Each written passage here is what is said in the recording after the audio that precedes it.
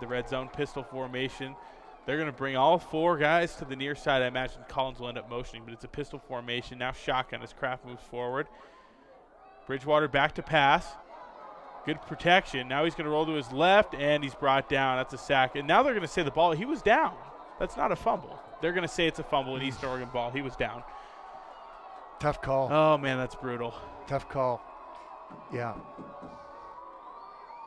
And, you know, we don't have the benefits of instant replay to see. It looked from our angle like he was definitely down, and the ball came out late.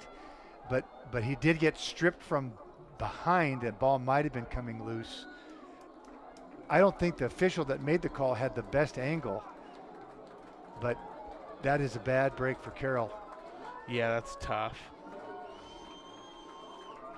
Well, 1st and 10 for Eastern Oregon. And you got to imagine that's a candidate for the St. Peter's Health Gold Standard play of the game. Shotgun formation, Quinn drops back to throw on 1st down. He's got a big one over the middle of the field. Number 80 on the catch that time. Tyler Brown falling forward after breaking a tackle, gets up to the 47. Nice throw, really was. Gain of about 25 yards.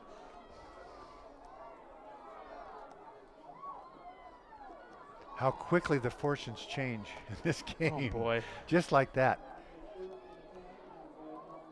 Shotgun formation, trips to the far side. Tight end camped on the near side.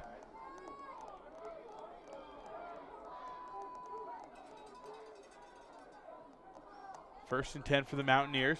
Score still 0-0. 25 seconds left in the first quarter. Here's a handoff up the middle to Eggers. And on the play that time is Jake Walk and Hunter Peck making the tackle. And that'll wind it down.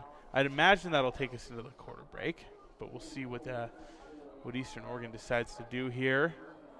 Coach Camp's going to walk out, and they're going to head towards the sideline as the clock winds down. That'll do it for first quarter action here in Nelson Stadium.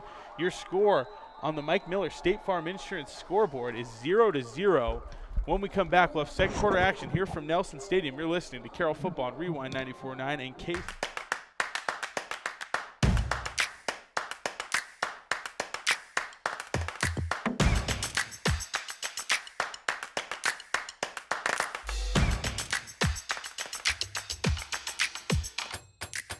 Those moments where banking is the last thing on your mind? Yeah, those are our favorite moments too. Bring on the day. First Interstate, built for you. It's 7 a.m., and Mike is reading Plato. He's trying to get ahead of the other 6 kids in his ethics class.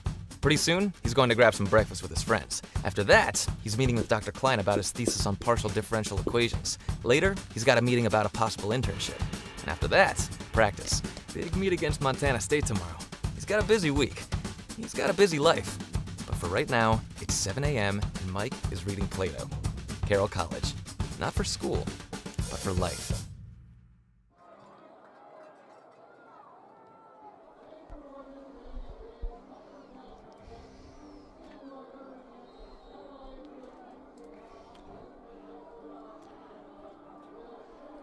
Start of the second quarter here in Nelson Stadium. Daniel Sally and Gary Turcotte here inside the Brad Schmidt Allstate Insurance broadcast booth. 0-0 your score. Eastern Oregon has second down and 6. Quinn drops back to throw. Looking towards the far side. He's got his guy.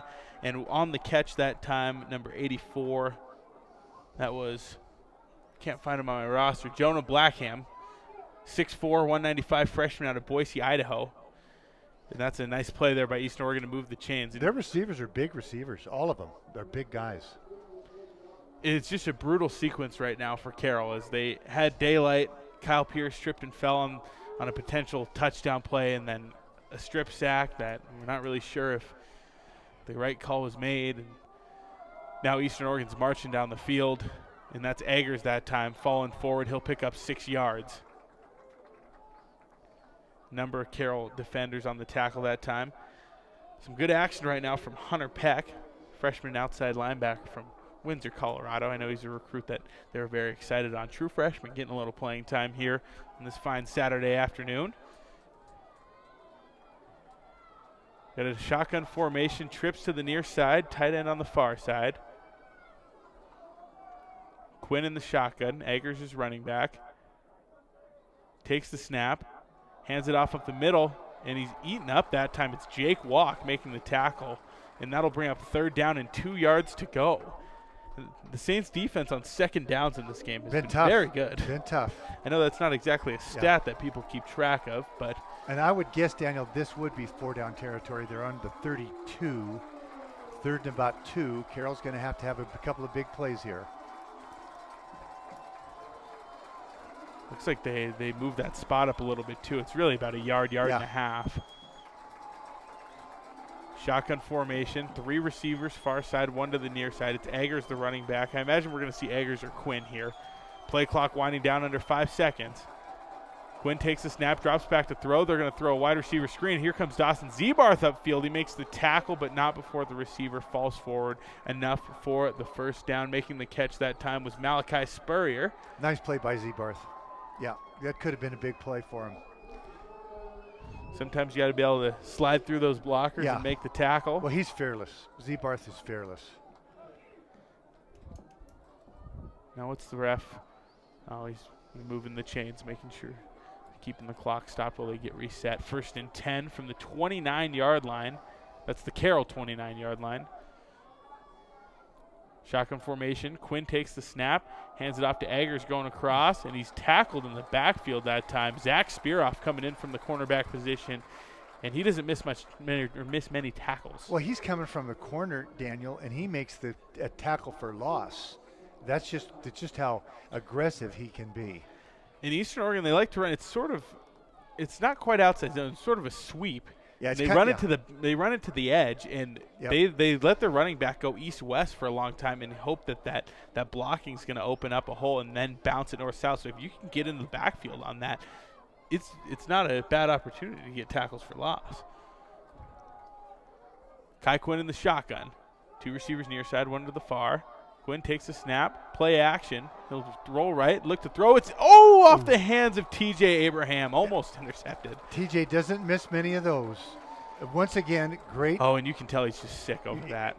Just a great break on the ball, great anticipation, right where he should be. It would have been a tough catch, but we've seen him make tough catches. All right. 4th down. 3rd down.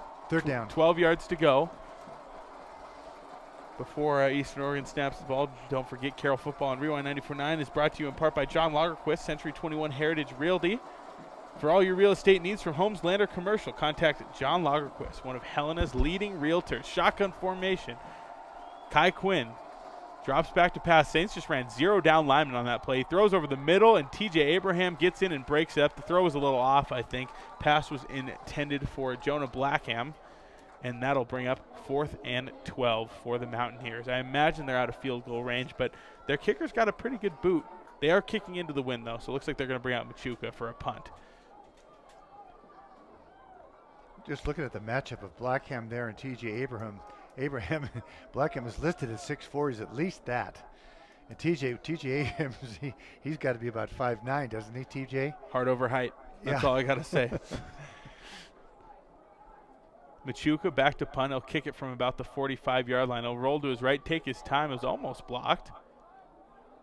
It's going to bounce at the 4-yard line. There's the long snapper getting on it, downing it at the 4-yard line. That's number 62, Flynn McPherson, out of Kennewick, Washington, Tri-Cities. Well, Carroll dodged a bullet there. They could have easily given up a score, even though they have tough field position. The defense is definitely doing their job of this first part of this ball game. 11 minutes and 37 seconds left on the clock here in the 2nd quarter. The Mike Miller State Farm Insurance scoreboard reads 0-0 still. 1st and 10 for the Saints. They were moving the ball pretty well last time. We'll see if they can find that momentum once again. Handoff Kraft near side through the hole and down to about the 11-yard line. Picks up 7 yards on 1st down. Real nice push. We're running the ball well on 1st down right now. Yep. 2nd down, 4 yards to go coming up. Carroll Football on Rewind 94.9 is brought to you in part by the Overland Express Restaurant, serving Helena since 1975. Overland is Helena's family restaurant that features their famous dragon wings. Try them. You'll like them. Full house pistol formation. Bridgewater, and we got a flag.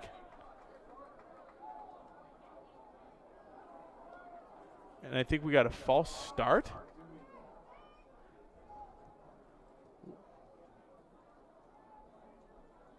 The refs are gathering. Now here we go. They're taking a long time to get these calls situated. Mm-hmm. But if they're making the right calls, I'm okay with that. Yeah, take your time and get it right. I did not see movement. No, I wonder if it was a formation issue. Correct. With people lined up on and off. He said false start, so I guess we'll roll with that. It's tough to hear. We got the window shut up here with all the smoke and wind. Those pre-snap penalties, that's what Coach Purcell talked about, that it's so important for the run game, the ball control that Carroll wants to play, that they eliminate those. Well, you go from 2nd down and 5 to 2nd down and 10. Just negates their run from 1st down. And there's a handoff to Kraft. He's going to pick up those 5-6 yards right back, though. Excited to see what Duncan's stats are going to look like when we get around halftime, because he's running the ball well today. Yes, he is. As he typically does.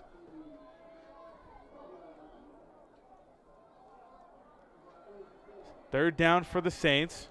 And 4 yards to go. We don't have a target for Tony Collins yet today. This might be his time right here. Yep, he's the tight end lined up on the near side. 2 receivers to the far, 1 to the near. Bridgewater takes the snap, drops back to throw. And there he is, Tony Collins looking in the middle of the field. Nice play that time by the linebacker, getting his hand in there and knocking it loose. That was Joey Gutierrez, redshirt sophomore out of Hermiston, Oregon. Could maybe have been caught. I don't know. Maybe not. I think you got to make some plays. Guys, those receivers have got to make plays. Well, here comes the punting unit. Yeah. Kicking from their own 12-yard line. Well, snapping from their own 12-yard line. Paldy will line up in the end zone to catch the snap. Important to get a good one off here. That's tough. You have 1st down and you move the ball 5 yards and then a pre-snap penalty. Paldy will get the kick off. Nice punt there by Brock. Real nice. Oh. Isaiah Thomas will catch it to return it at their own 45-yard line. He'll make a man miss, and now he's on the move. Oof. And he'll get down to about the 32-yard line. He just returned that ball about 25 yards. We're talking about, Tony, there. My complaint with that is that he let the ball get to his body. If he gets his hands out and catches it with his hands, I think he caught it. We're going to go ahead and take a timeout down on the field. 10 minutes, 12 seconds left here in the 2nd quarter.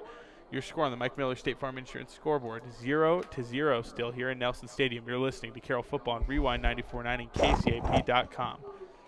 While students around the world found their education on pause due to the pandemic, Carroll College's holistic nursing program allowed me, safely, to star in a play, serve as a student senator, work on my right hook, ski with my friends, and in the midst of the pandemic, prepare to join the front lines. Through a world-class simulation lab and a program renowned for excellence, Carroll College kept my education on track and in person. Carroll College, not for school, but for life.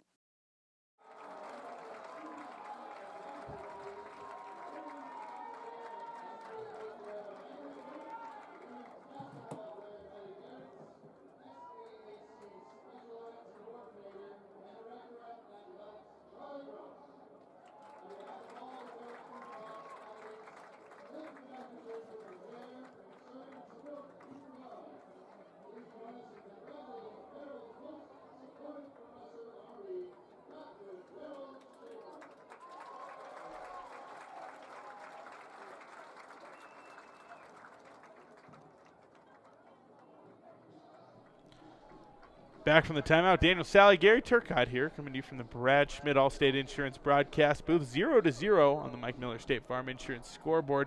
10 minutes, 12 seconds remaining in the 2nd quarter. And we're just waiting to see who's going to strike first. In Eastern Oregon putting themselves in nice position after the strong punt return by Isaiah Thomas. 1st and 10 from the Carroll 32-yard line. Here's the snap. Quinn fakes the handoff, throws down the middle of the field. It's intercepted. It's Micah Ons. He gets it at the 20-yard line. He's off to the races. And here comes Kai Quinn. You said pregame, Gary. He looks like a linebacker. Well, he just made a tackle like one right there. Boy, he did. Nice return by Ons up to the 50-yard line. And how about that? 1st and 10. And Quinn just sailed that throw. The ball did sail. He tried to put a little too much mustard on it right into On's hands, and just a nice catch and return. That's a big play. Eastern Oregon was in great shape right there. Everything going for them. Just like that, 1st and 10 from the 50 for the Saints. Yep. Shotgun formation. Pierce, Harrison, Rothy, far side. Collins the tight end. Bridgewater with Kraft in the backfield. They're going to run. Oh, they're going to run a quarterback keeper there. Nice job. That's a good play design right there. They pulled the guard and tackle. It looked like it was going to be counter to the far side. Everyone thinks it's going to Kraft. We've been handing it to him on 1st down all game, and then Bridgewater just pulls it out, flips the field, and picked up 8. Beautiful. Yeah. Beautiful. Coach Fanistill, he does a nice job the way he designs the run. Well, Bridgewater's had himself a real impressive start to this ball game. 2nd and 2 for the Saints. Bridgewater hands it off to Kraft, this time to the near side. Duncan's going to pick up about a yard, maybe a half a yard. Not going to be enough to move the chains. And now it's 3rd and 1 for this Carroll offense. They're going to bring out Mike Mafu, looks like the jumbo package. And somehow or other, I think you have to run the ball away from Chase Van Wyck. That time they ran right at him, and they got nothing. Well, here's a new wrinkle. Garrett Warden coming in for some offense. We haven't seen that yet. There you go. Oh, they got the jumbo. Oh, yeah, this is very, very jumbo. Devin's going to hand it off. They're going to Mafu. Ooh. Mafu falls forward and forward and forward. He's going to pick up 4 yards and a 1st down. That is a strong effort. It looks like he got stuffed. He got stuffed at the line of scrimmage, and he still picked up 3 more yards. Just like that, 1st and 10 for the Saints from the Eastern Oregon 38-yard line. We like that.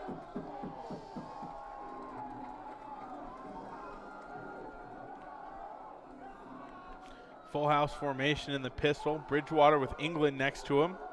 England and Gilliard will both flop to the far side. Kraft the tailback. Harrison and Pierce the 2 receivers. They're going to hand it off, run power to the outside. Nice pull there by Sebastian Cook. Sets up the hole for Kraft, and Kraft picks up 7 yards on 1st down. I feel like I've said that a lot today. Yeah, Carroll's offensive line is getting some nice little push. Not a big push, but they're getting enough. And their contact isn't being made most of the time until he's past the line of scrimmage. And you give Kraft that, let him get his momentum going. He hits that hole pretty hard. 10 carries for 59 yards right now for Duncan. Yeah. Here's Bridgewater. They're going to flop Gilliard to the far side. Pierce and Harrison, the 2 receivers. England and Kraft both still out there. Bridgewater takes the snap, hands it off to Kraft, and it looked like the play was going to be there, but slipping through and making the tackle was number 23, Josh Mendoza, redshirt junior out of Richland, Washington. And that'll bring up 3rd down, 4 yards to go for this Carroll offense. I feel like the game hasn't really been occurring at this left side of the field from where we're looking right now. I should say, I guess it's probably the east end zone, technically speaking. Now, if Carroll runs the ball here, I think they're going to take a time probably. 12 seconds on the play clock. Yeah, Coach Purcell's going to call a timeout. Not a bad time. No. Big play, big 3rd down. And what you got to decide here now, Daniel, is if you want to go, if it's 4 down territory, then you run it here. If you're going to punt it, then you go ahead and try to pass it here. We're going to go ahead and take a timeout down on the field. 7:05 left in the 2nd quarter. 0-0 is your score. You're listening to Carroll Football on Rewind 94.9 and KCAP.com.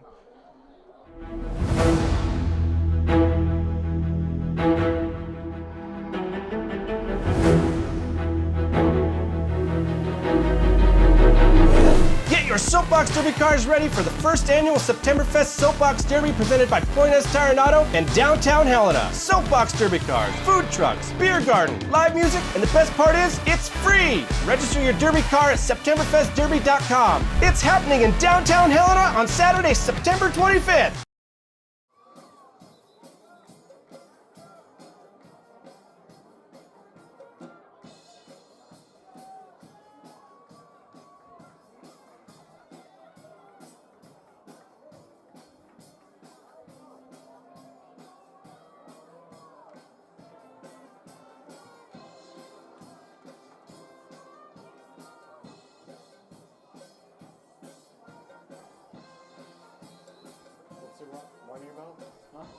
Back from the timeout, Daniel Sally, Gary Turcotte bringing you Carroll College football here on Rewind 94.9. 0-0 the score between the Saints and the Mountaineers. Shotgun formation here, 3rd down and 4 yards to go. Man in motion, it's Jake Brown. Bridgewater takes the snap, fakes the handoff. He's got Brown open in the flat. He's got him. Brown moving forward, and he hits the hits the chain. 1st down. Took out a casualty there on the sideline. And just a great effort by Brown. The ball was thrown right at his feet, and he not only had to catch it with his back to the tackler, but he had to pull it up and get upfield and pick up the first. They didn't give him the first. 4th and just a 4th bit. and inches. That's not right, but okay. I don't know. It's close enough where they probably should measure it. Oh, boy. I can't believe they're not measuring. From my vision right here, Daniel, I think he's got it. And that Coach Purcell is demanding a measurement. I mean, look at where the ball is on the hash. Now they're going to measure. The ball's on the hash, and you look at where the chain is on the sideline. It's even with the yard line. You'd think they'd have to take a look at it. Well, the conference. Man, this has been sloppy today. Respectfully. They are trying to have it another conference. They've decided that they're not going to have a measurement. What? They're giving it a 1st down. Oh, yeah, move those chains. Well, I mean, look at where the ball is. Yeah. There's no way that's not a 1st down. Yeah, that's Well, now are they saying it's not? They haven't moved the chains yet, so I'm holding my breath, respectfully. They are struggling. The officials are struggling. That's just a candid, honest observation. And that can happen. I mean, I could. They're not ref a perfect. game. I'm not. They're not perfect. The coaches don't always call perfect games, or the players play perfect games. Right now, the officials are struggling. They are huddling again. This is about the 5th or 6th huddle that they've had. Move those chains, man. There we go. And they are going to give a 1st down. They're really on the field. It was clearly a 1st down. I mean, he landed on the other side of the chain. Mm-hmm. That's why we have the chains. Yeah, a good call. You called it from the beginning. All right, move them on up. I mean, you look where the ball is set right now on the field and where the chains were set up. All right. And now they're having trouble with the play clock. They punch it in, so now they're down to 5 seconds. And now looks like Coach Purcell's going to take a timeout. And, this is – you can see Coach Springer on the sideline. He's signaling up, and that usually means that they have the wrong time on the play clock.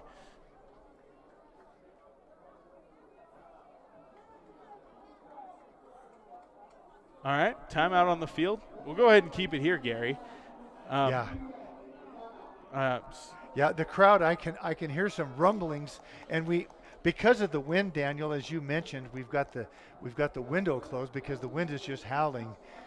But I can hear the crowd is not happy with the officiating at this point in the ball game, and you just hope that at halftime those guys will go in there and they'll have a soda and maybe half of an apple, and they'll talk it over, and they'll PB&J orange slices. Yeah, I'm jealous. Yeah, I love a PB. And they'll officiate a better ball game. And right now the Eastern Oregon head coach Tim Camp, he's out there blistering the officials. I can't imagine either coach is happy with how that's going right now. No. Like you said, just an honest observation. Yeah. I don't want to sound like I'm slandering anybody. Right. They got to get it together. This is a big game, too. I mean, it's huge. Both these coaches, pins and needles leading up to this game. Yeah. I mean, these two teams know how important this is. It's only the 3rd game of the year, but when you're playing in a conference like the Frontier, you got to set yourself up for success. It's a 10-game schedule, but it's a slugfest. So you got to win the games that count. This one counts. Oh, boy. All right, 1st and 10 for the Saints after all kinds of dialogue about it. Bridgewater in the shotgun with Kraft. Hands it off up the middle, and there's the Eastern Oregon defense, just like a brick wall. Good for no gain. And before 2nd down, don't forget Carroll Football on Rewind 94.9 is brought to you in part by Range 406, featuring Helena's indoor shooting lanes, 8 of them, in air-conditioned comfort.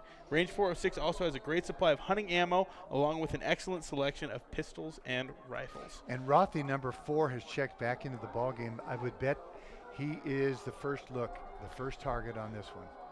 Three receivers to the near side, along with the tight end Collins. Play action. Bridgewater's going to run with it. He'll pick up 3 or 4 yards. And that'll bring up third and we'll call it an honest 3rd and 7 for the Saints offense. Nice close by Eastern Oregon there. It looked like he had that corner turned to be able to pick up a good yardage. Just shows you the team speed that Eastern Oregon has. That's a salty defense. And Carroll will be looking, I would think, at kicking a field goal. This 3rd and 7, Daniel, if they don't get it. This is well within Stephen Powell's range. Bunch formation to the near side. And Rothy That's jumps. a false start. Rothy jumps. Here I've been singing his praises. This is just, I mean, just both focus. teams are a little bit off their game, and that usually is what happens when you play against good teams. Both teams a little bit off their game.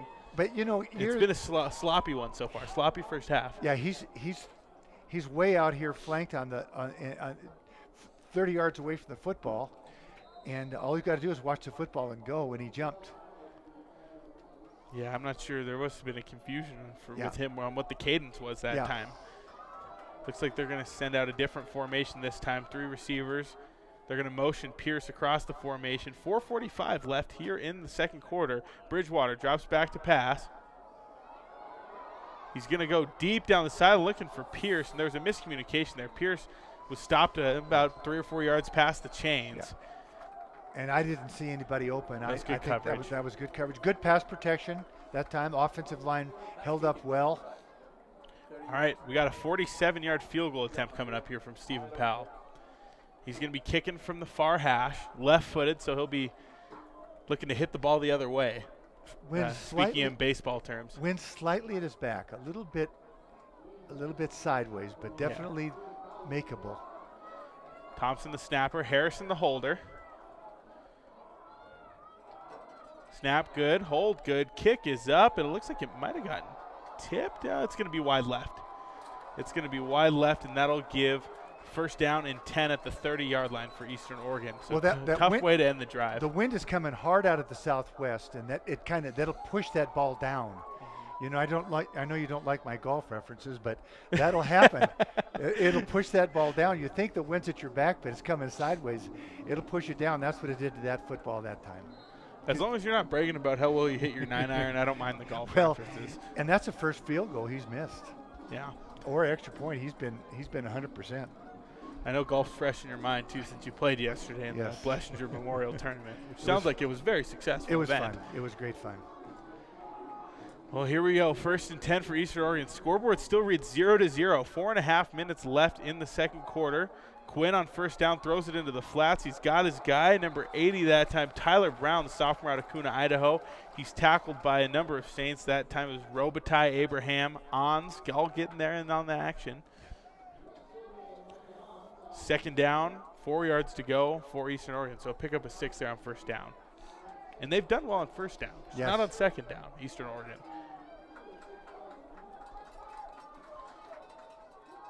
Quinn in the shotgun. 2 receivers far side, 1 to the near with the tight end. Eggers is the tailback. Quinn drops back to throw. There's a blitz. Kokab gets to him, and that's a sack. Kokab cleaning it up. Robitaille coming in to finish the job. That's a big play by Robitaille. Just a big play. He's getting double teamed in there. He's lined up over the center. He's got a phase 2, and he split him that time and got to the quarterback. And he's the guy that's strong enough to bring down that quarterback. That kid is so strong. Kai Quinn, 220 pounds. It takes 2 or 3 guys normally to get him down. Well, like I said, Carroll's defense has been making their biggest plays on second down. You're right. So you go from 2nd and 4 to 3rd and 11. Quinn in the shotgun, 2 receivers far side, 1 to the near. Play action. Here comes Irby, and it's another sack. Back to back for the Saints. Now, careful. We don't want to flag, and we got one. Hopefully that's not on us. We had an offensive and defensive lineman getting after it after the play there downfield a little bit. I didn't get the number of Eastern Oregon player that was on top of the Carroll player. 77 or 71. He's got hair down the back of his helmet. You can't see his number. I think it was 73. Yeah, 73. That's Devon Perry, redshirt senior out of Yakima, Washington. We'll see what the call is. Unnecessary roughness on the offense. And that was after the play. So it's from the. It'll still be fourth down, but and it'll be this- from the end of the play. Yeah, so the sack still stands. Mhm. The sack stands. Sack still stands. That's double sacks, two plays in a row by Carroll D-line. Coach Nurse dialing up the pressure. Yes. Our neighbor up here in the box, I might add. All right, back to return the punt is Rothy. I mean, look at that. They still got the chain at third down, which is incorrect, but third down at about a country mile. Here's a snap into the end zone. Machuca will roll right to punt. It's going to be a wobbler. Rothy's going to come pick it up off the bounce. Far side, he's got some room.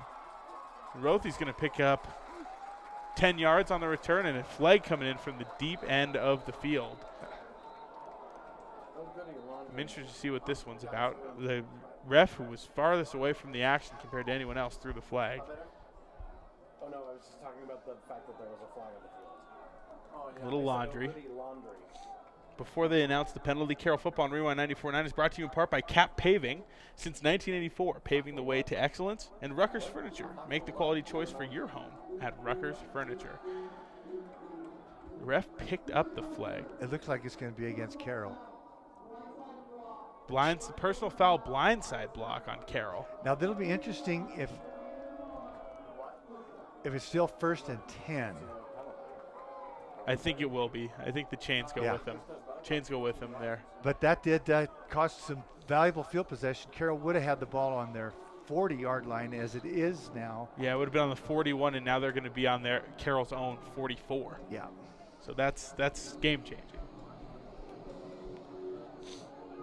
All right, here comes the Saints offense looking to score their first points, 0-0, 2:45 left in the second quarter. Bridgewater in the shotgun. Two receivers near side, one to the far side. Bridgewater looking to throw. A nice angle route there. Had his running back off the hands of Kraft. Incomplete. Just catchable, but it's just a little bit out of his reach. He wasn't expecting it. That one you want to put on his body, right on his body there, and he just put it out in front of him a little too far. Player down on the play. That's Zach Donato. We're going to go ahead and take a timeout. When we come back, 2:40 left in the second quarter, 0-0. You're listening to Carroll Football on Rewind 94.9 and KCAP.com. Montana. We are lucky to call it home. Discovery and adventures are around every corner of our state. The vibe is different here. When looking for a local, homegrown Montana bank, look no further. Stockman Bank, Montana's brand of banking.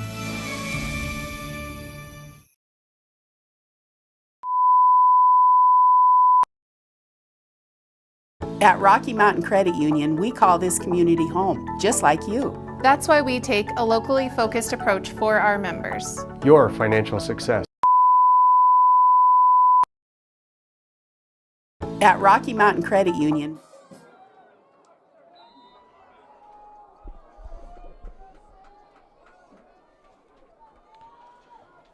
Second and 10 for the Saints out of the timeout. Bridgewater in the shotgun takes the snap and works to his left side, throws it out of bounds. Nothing doing there. Harrison and Leadley, the two receivers in the area. And just like that, that'll bring up 3rd and 10.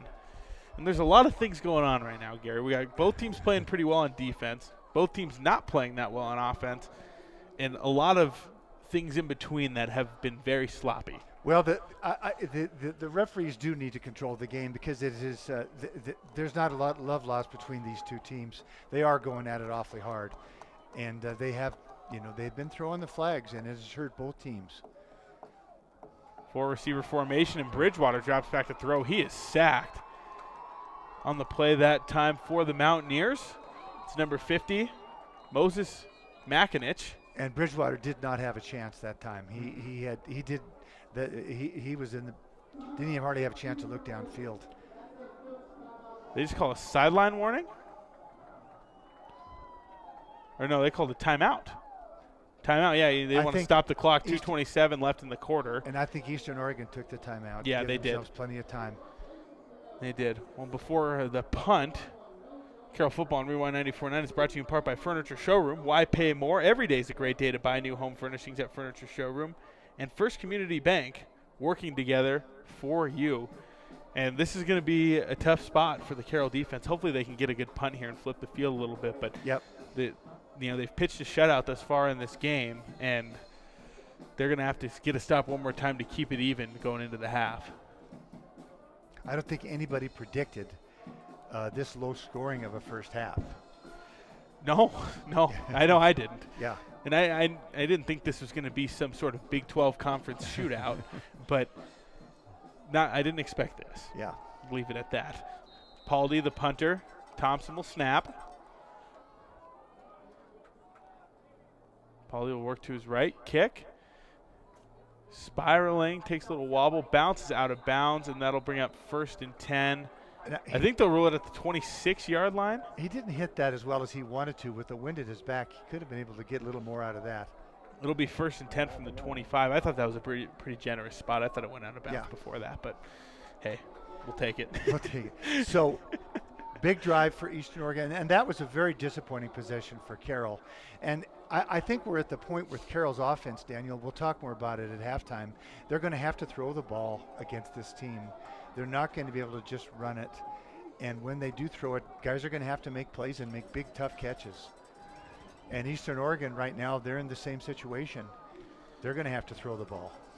Yeah, I think they're going to be aggressive downfield here. 2:21 on the clock, score 0-0.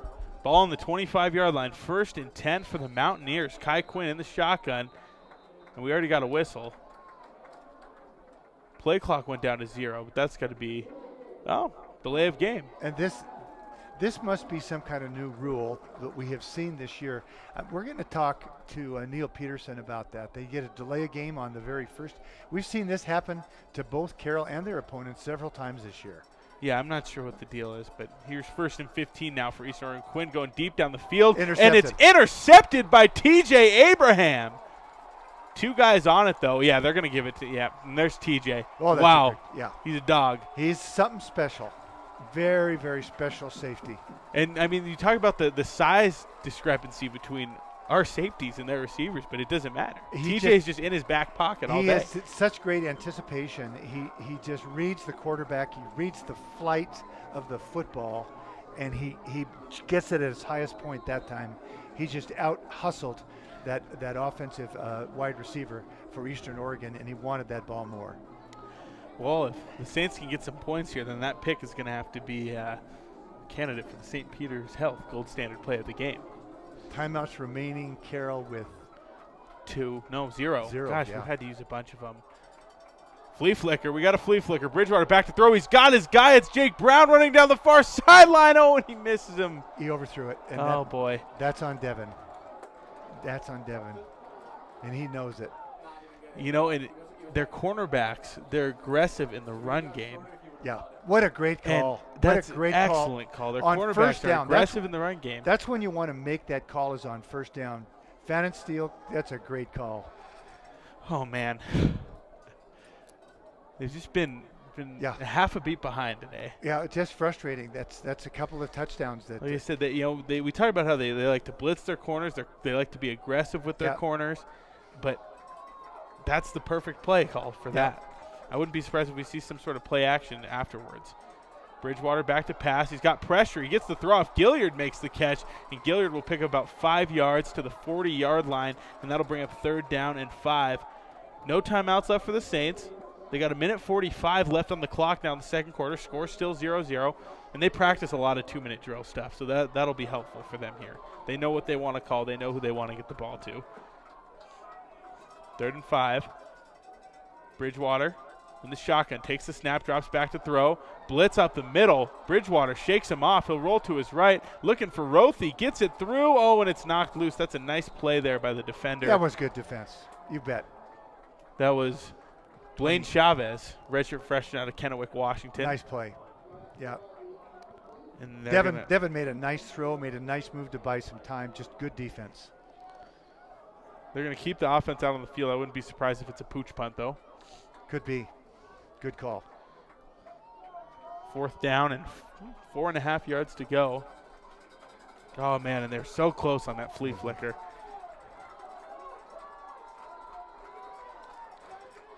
Three receivers far side, one to the near. Oh, it's just the tight end. It's Collins. Bridgewater in the gun. Play clock still at 20 seconds. He's got time.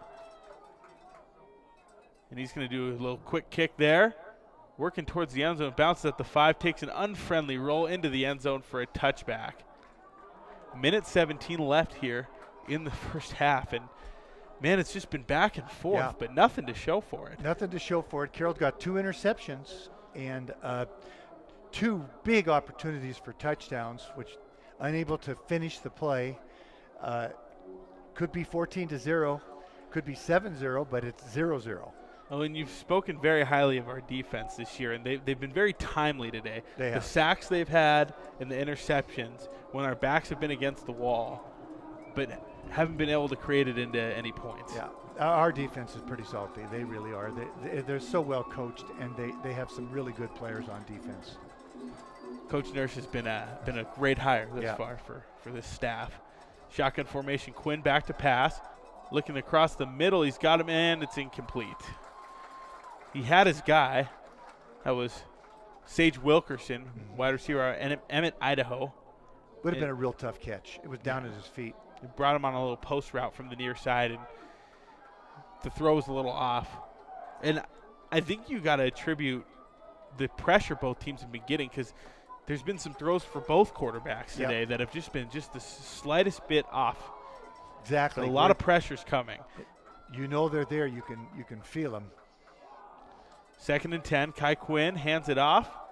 It's Eggers, cuts back, and he's brought down by Mafu. Nice tackle and a nice job there by Tom Robitaille coming on the blitz, and they tried to reach block him on the edge, and he held his own and just eliminated any chance of getting outside. Yes, he did. He held the edge. Cameron Pruitt, Hunter Peck stepping into the game. I would think they're going to probably run it again. 47 seconds. They probably don't want to have to punt this again into the wind.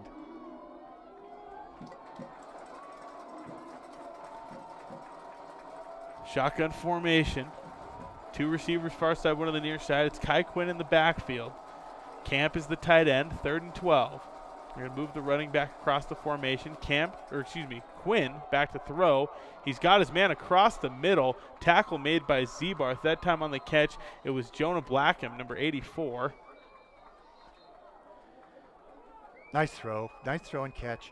They line their wide receivers up really wide, right next to the sideline, and then they really like to curl them deep routes over the middle.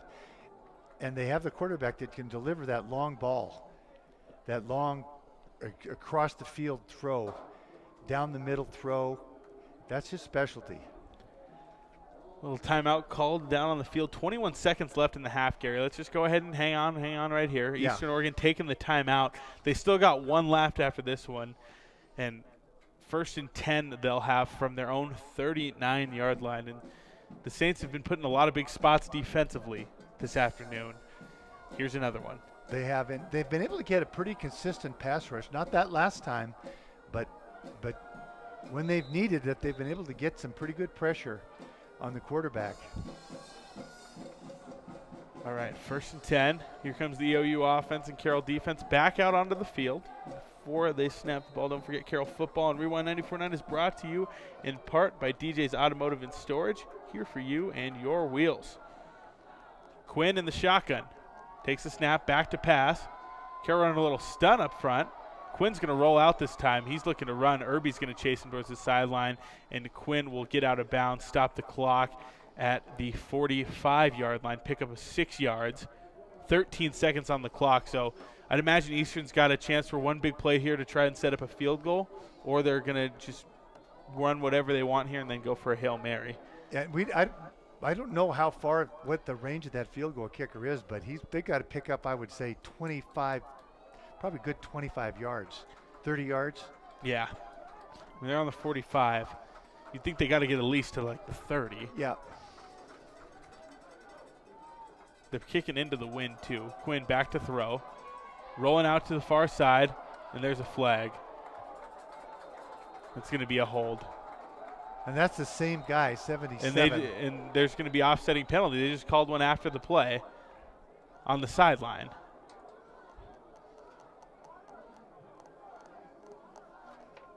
See, I'd imagine they're going to call the hold, bring it back, and then the penalty on Carroll is going to be assessed after the play.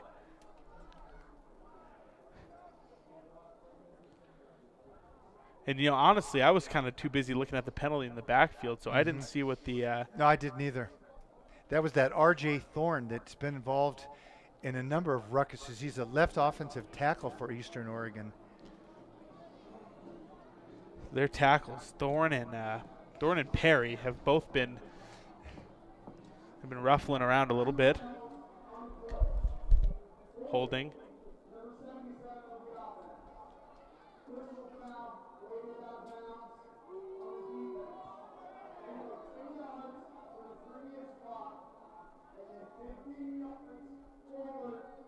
So it'll be 10 yards back on the hold, and then it'll be 15 from that point. So Eastern Oregon picked up 5. yeah, it's gonna be 1st and 10 from the 50-yard line, and it's automatic first down regardless. 5 seconds to go, so it's got to be a Hail Mary. Yeah, they're gonna go for the heave, prevent defense. Here's where Eastern Oregon's height on their receivers might come into play. Good call. Yeah, and look who they're bringing out here to the near side. I think they'd be going for Willie Camp, number 2, the tight end. He's listed at 6'4". They're bunching him to the near side. Quinn back to throw. He's got time.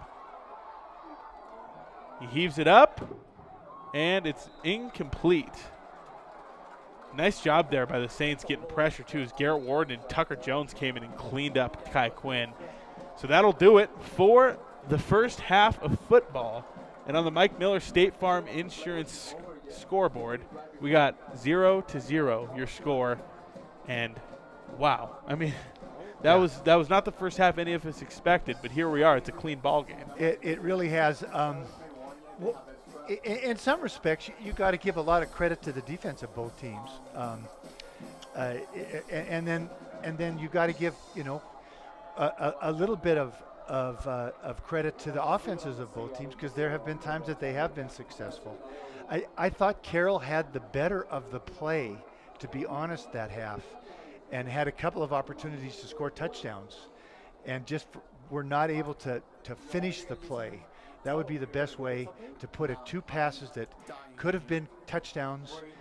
One Devin overthrew. One the wide receiver fell down when he was wide open, and made the catch, and had nothing but open field. Nobody within 30 yards of him, and he just fell.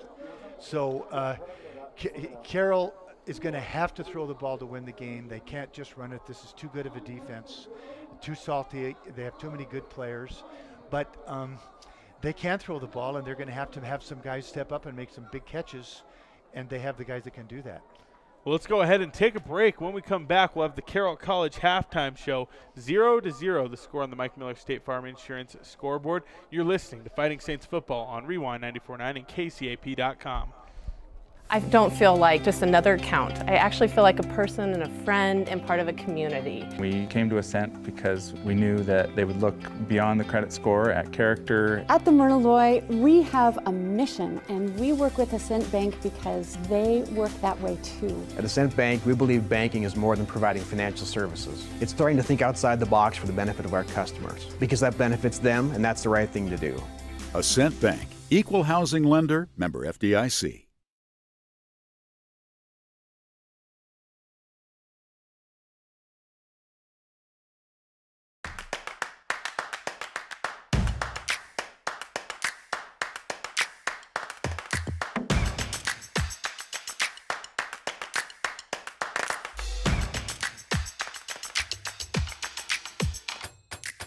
Those moments where banking is the last thing on your mind? Yeah, those are our favorite moments too. Bring on the day. First Interstate, built for you. It's 7 a.m., and Mike is reading Plato. He's trying to get ahead of the other 6 kids in his ethics class. Pretty soon, he's going to grab some breakfast with his friends. After that, he's meeting with Dr. Klein about his thesis on partial differential equations. Later, he's got a meeting about a possible internship. And after that, practice. Big meet against Montana State tomorrow. He's got a busy week. He's got a busy life. But for right now, it's 7 a.m. and Mike is reading Plato. Carroll College. Not for school, but for life.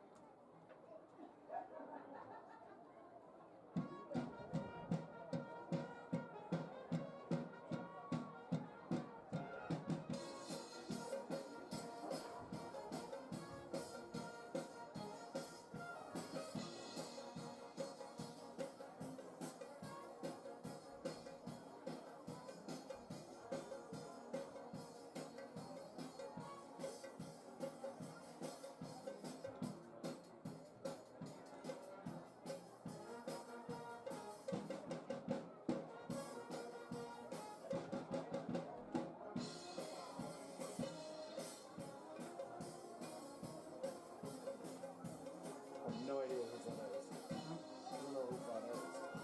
That's mine. Oh. I'm like, I must have let it hang on somewhere. I don't know. it's probably on the back of the chair and I've been sitting in it playing. God, I get his Daniel Sally, Gary Turcotte here, bringing you the Carroll College Fighting Saints halftime show. Rewind 94.9 and KCAP.com. And normally we start one of these things off and give a little summary of how both teams scored all their points, but here we are. Mike Miller State Farm Insurance scoreboard reading 0-0 after 2 quarters of football here in Nelson Stadium. 2 of the top teams in the Frontier Conference, and it is a dogfight on that field right now, Gary. Well, it is, I would say 2 words, intense and tense. And the players are just actually just fighting it viciously, and at times overstepping, and the officials are trying to control the action and trying to control what's going on out on the field. There have been a lot of flags thrown against both teams. Carroll has had a couple of more opportunities to score than Eastern Oregon, but nevertheless it's been dominated by the defenses of both teams. And I can't imagine that it's not going to come down to the last possession. These teams are very even.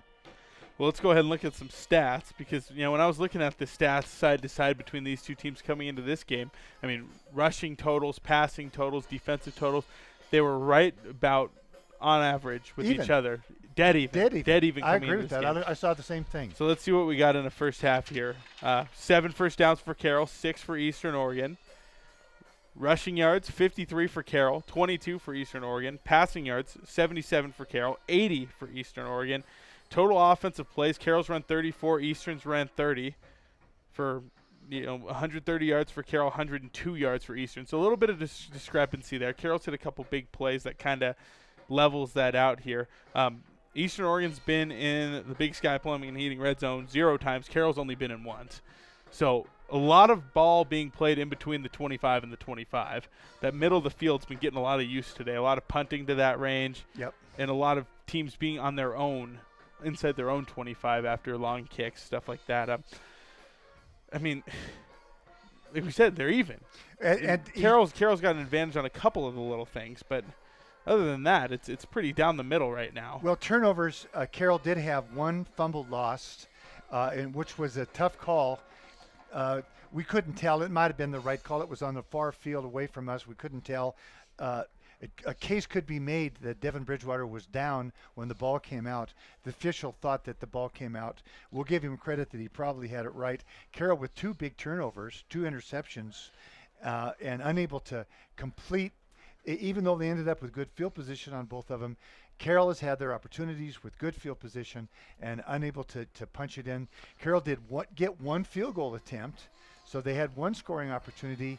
It was a long one. It would have been, was it about a 45-yard attempt? 47. 47 yards. Yeah, and it fell a little bit short and to the left. Eastern Oregon hasn't even had that. No. Well, looking at some individual numbers for Eastern Oregon, Kai Quint, 6 of 15 with 80 yards, 2 picks, no touchdowns. Devin Bridgewater, 8 of 14, 77 yards, no touchdowns, no picks. Rushing the ball, Jordan Eggers, 9 attempts, 23 rushing yards, averaging about 2.5 yards per carry. Duncan Kraft running the ball pretty well, 12 carries for 58 yards along a 19. He was averaging over 5 yards a carry there for a majority, but got stuffed a couple times there towards the end of the half. That kind of brought that average down. Receiving, Tyler Brown, 3 for 48. Malachi Spurrier, 1 catch for 3 yards. Jordan Blackham, 2 catches for 29 yards. Looking at Carroll, Logan Gilliard's got 2 catches for 15 yards. Cam Rothy, 3 for 37. Jake Brown, Duncan Kraft, Kyle Pierce, all with 1 catch apiece for about a combined 25 yards between those three. Yeah, they're just very even. Very even. Defense dominated the game. I think Carroll is going to have to continue to find Cameron Rothy. I think he has shown the past 2 weeks that he is the guy of that wide receiver core who can make big plays. Right now, their tight end game, right now Carroll does not have a completion. Gilliard has a couple of catches, but just for 15 yards. But our good tight end, Tony Collins, and no catches, 1 target. And Eastern Oregon, you got to give them some credit. Absolutely. For shutting him down. Their down. linebackers can play, man. Yeah. And they got eyes on our tight ends. Tony Collins is a player, and Carroll needs to get the ball to him. They need to get the ball to Rothy. Carroll can run the football against this team if they can throw the ball against this team. They can't just run it. They're too good. But if they can get some completions, get Collins going, get Rothy going, then I think they can get Duncan going. Mm-hmm. Well, let's go ahead and take a break, Gary. 10.5 minutes on the clock here in halftime. 0-0 the score on the Mike Miller State Farm Insurance scoreboard. And we're going to go ahead and when we take a break, we're going to come back and we're going to go ahead and look at the second half, talk about some keys for both teams moving forward. But you're listening to the Saints Halftime Show here on Rewind 94.9 and KCAP.com. At Rocky Mountain Credit Union, we call this community home, just like you. That's why we take a locally focused approach for our members. Your home, buying a car, starting a business, or just need help with a checking or savings account. We'll give you the financial tools you need to grow. At Rocky Mountain Credit Union, we're here for all life's events, big and small. Stop by your local branch or visit rmcu.net to learn more.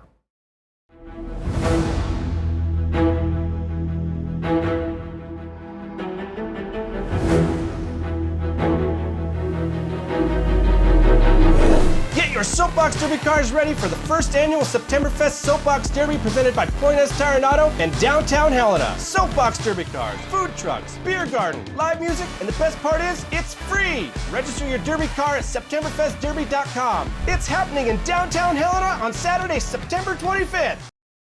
While students around the world found their education on pause due to the pandemic, Carroll College's holistic nursing program allowed me, safely, to start a play, serve as a student senator, work on my right hook, ski with my friends, and in the midst of the pandemic, prepare to join the front lines. Through a world-class simulation lab and a program renowned for excellence, Carroll College kept my education on track and in person. Carroll College, not for school, but for life.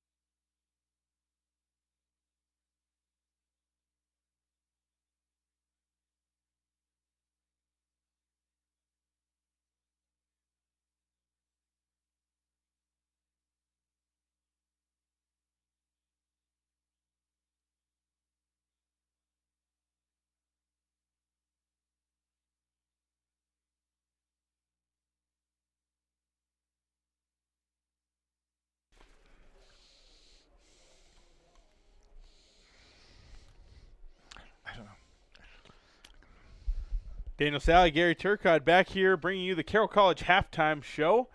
0-0 the score here in Nelson Stadium on the Mike Miller State Farm Insurance scoreboard. And Gary, as we look ahead to the second half, I mean, we just spent a few minutes unpacking all that happened in the first half. And despite it being a 0-0 game, it was an eventful first half. But starting with Carroll, what are some things that you think they need to do to get things going in the right direction moving forward? I think, interestingly enough, we talked to Troy, actually talked to him yesterday out at the Carroll Golf Tournament. And I know they spent 2 days during the week just on special teams, just on the kicking game. And this could come down to the kicking game. It really could. Special teams could win or lose this ball game for either club. That's just how close it is. The offenses and defenses, how balanced they are. And then I think the one thing that both teams could do a little bit more is have the quarterback run the football a little bit more. Kai Quinn is 220 pounds, and he's one of the best rushers in the league, one of the best quarterback rushers. We didn't really see that out of him the first half. He wasn't really looking to do that. When the game comes down to it, the second half, I would expect him to do it more.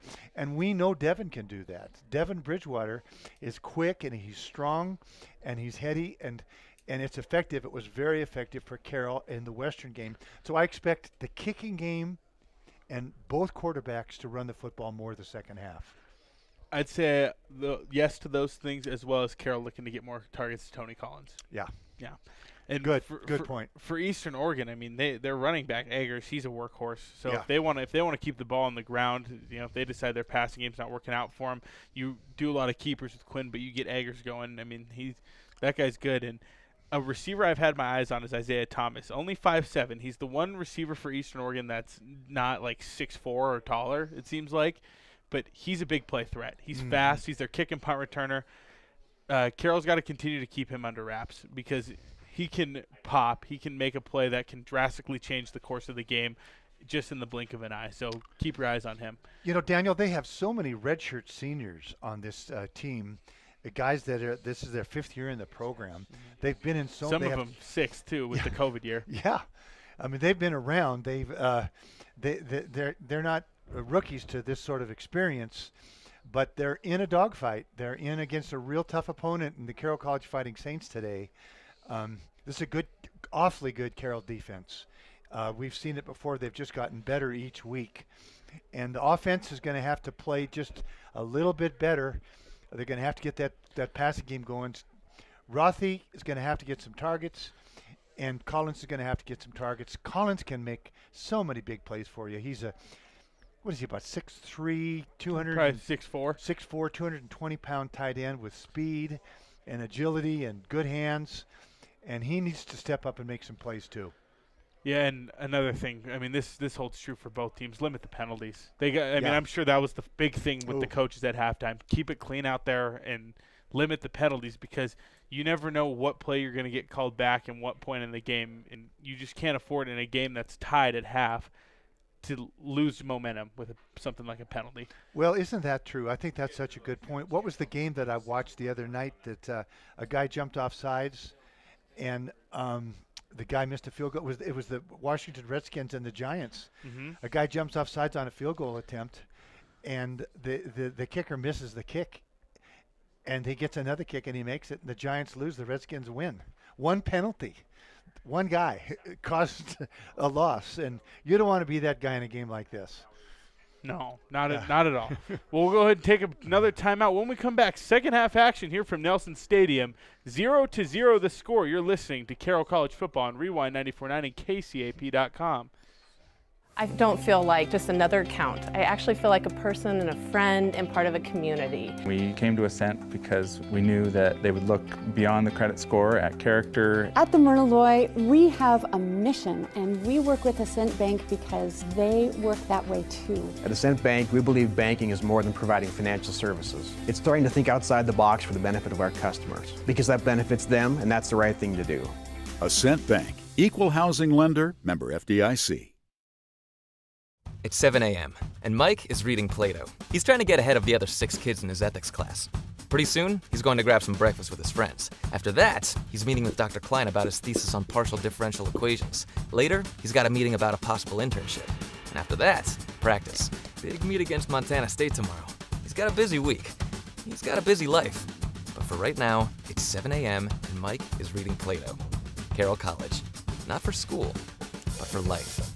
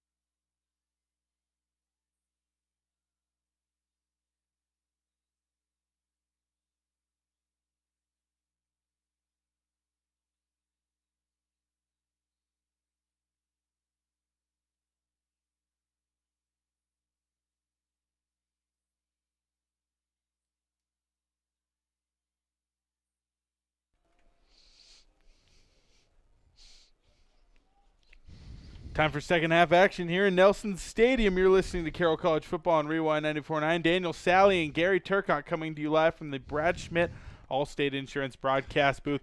0-0, the score on the Mike Miller State Farm Insurance scoreboard. Kicking the ball off will be Machuca, and the ball falls off the tee. Wind howling right now. You're probably listening and thinking, oh, it sounds like the windows are shut in the press box. Well, they are. It's smoky, it's hot, it's windy. It's a lot of different things out there on that field today. But nonetheless, we got a 0-0 ball game. Clean slate for the final 30 minutes of action here inside Nelson Stadium. Caleb Adams, Jaden Harrison, 2 kick returners back deep for the Saints. It's the first time we've seen our KOR unit today. Here's the kickoff. Adams will get under it into the end zone. Fair catch. That'll be a touchback. Strong leg into the wind. Kicked it into the end zone. Yeah, he can boot it. Yeah. He's their punter and their kickoff guy, and he hits bombs. Well, they'll bring up 1st and 10 for the Saints offense, and they've been productive today for the most part. Gotten across midfield a number of times. Set themselves up with a lot of good opportunities, but haven't quite been able to capitalize. Daniel, after the first really couple of possessions, Carroll was able to contain Chase Van Wyck, who just destroyed Carroll's first 2 possessions. 2 big sacks. Yeah. Big sacks. All right, here we go. 2 in the backfield, 2 receivers near side, 1 to the far side. There's going to be a quarterback keeper. Here goes Bridgewater after the fake, and he's off to the races across the 50-yard line, and we got a flag. Oh. That's brutal. That is. That's such a nicely called play.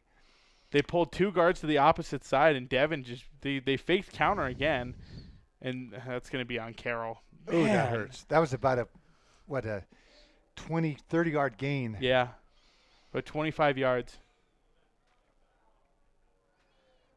Did they say that was a hold? He didn't signal holding.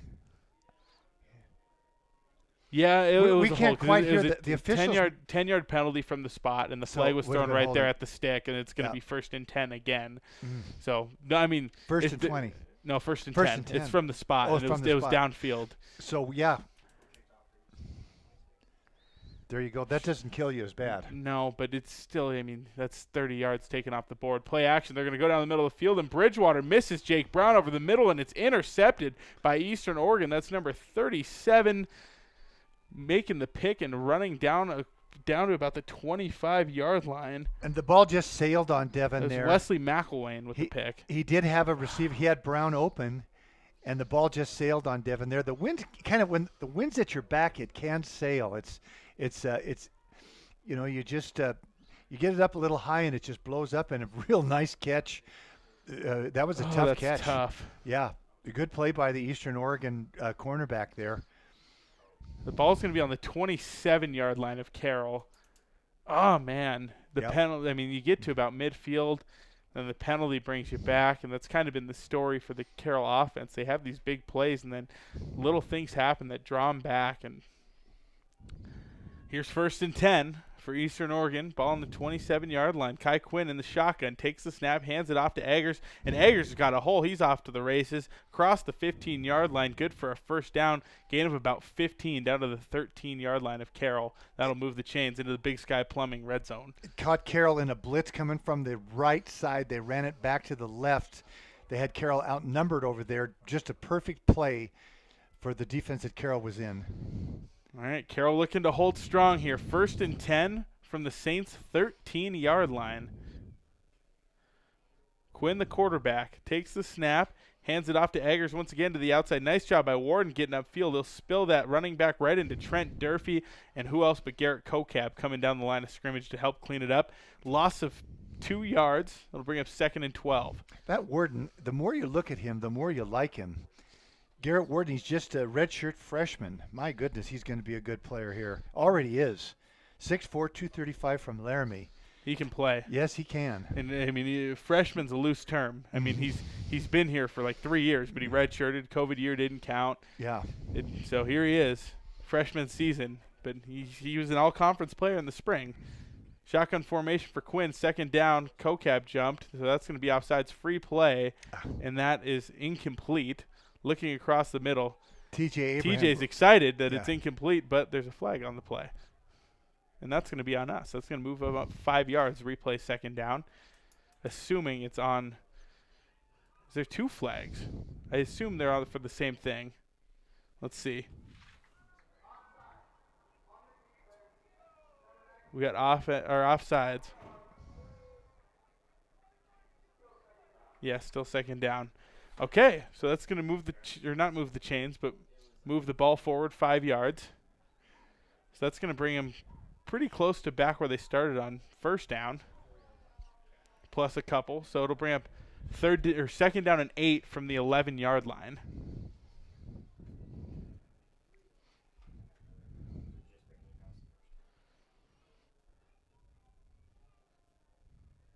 Second and 8. It's Kai Quinn in the shotgun with Jordan Eggers. 3 receivers near side, 1 tight end to the far side. Quinn in the gun. Takes the snap. He's back to throw. Rolling to his right. Got a corner route, and there's Isaiah Thomas catching it into the corner of the end zone. 4-6. Touchdown, Eastern Oregon. Well, you spotted Isaiah Thomas. You said he's the guy that could make that play for him, and he just did get wide open in that corner. And kind of a sprint draw play, sprinting out to the right, and Quinn just put it right on him. Very well executed play by Eastern Oregon, taking advantage of the interception. Yeah, that's what you got to do when you get those plays. You feed off of them. Nice job moving the ball there by Eastern Oregon, setting up the extra point attempt here for the Mountaineers. It's up from Machuca and through with plenty of room to spare, almost at the PE Center. He does have a cleared strong the foot. net. My goodness, I'm impressed. Yeah. Well, 7-0, your score on the Mike Miller State Farm Insurance scoreboard. 13:06 left in the 3rd quarter. We're going to go ahead and take a break. You're listening to Carroll College Football on Rewind 94.9 and KCAP.com.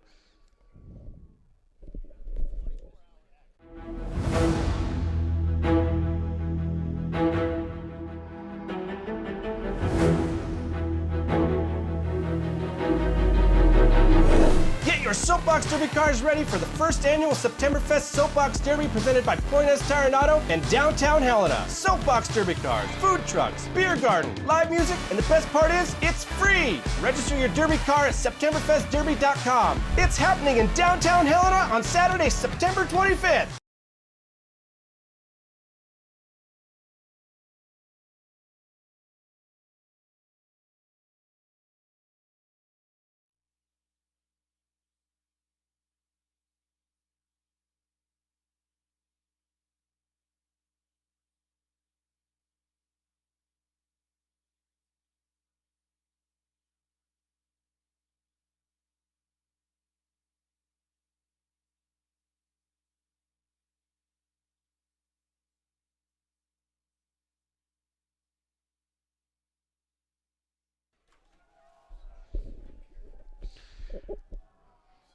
Back from the timeout, 7-0 Eastern Oregon scoring there on the Isaiah Thomas 11-yard touchdown catch from Kai Quinn. Like you said, a little sprint out play to the right side.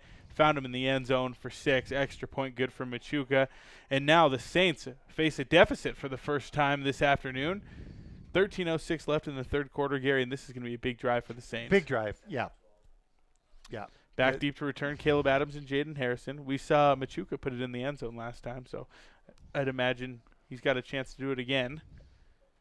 Here's the kickoff. It's up, and it's going to head right into the end zone, almost out of the end zone. You know, Daniel, Carroll's been targeted for more holding penalties in this game than they had in one half, and a little bit than they have the other two games put together. Holding penalties have really hurt a couple of drives, a couple of big play types. Carroll is just, at this point in the season, with some of their young receivers, they're not in great shape when they get in long yardage situations. When they stay ahead of the chains, that passing game can be very effective, but those holding penalties have really devastated a couple of drives. You can't shoot yourself in the foot this much in a game against a team this good. Here's a handoff to Kraft on first down. Kraft through the hole and off to the races down to the 33-yard line. That's about an 8-yard gain there by Duncan. That's called running downhill there by Duncan. Definitely a downhill run. He really got the momentum and really turned the corner and hit that hole hard. Second down and 2 yards to go. So a nice pickup of 8 yards there on first down by Duncan. I tell you, he's been a breath of fresh air for this Carroll offense. Duncan Kraft, he's a stud. Shotgun formation, 2 receivers near side, 1 to the far side. Collins, the tight end.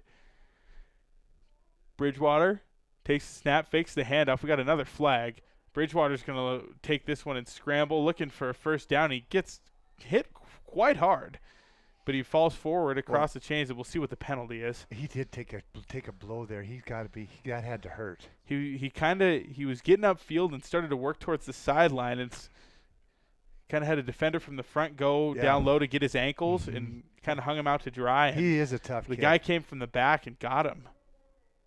Illegal formation on Carroll. And that's another pre-snap penalty against Carroll. I'm counting like 5 in my head that have really hurt this. That now, instead of it's 2nd and 1, now it's 2nd and 2. Now it's 2nd and 8, 2nd and 7. Yeah. The Carroll has hurt themselves with penalties way more today than they have the 2 previous games.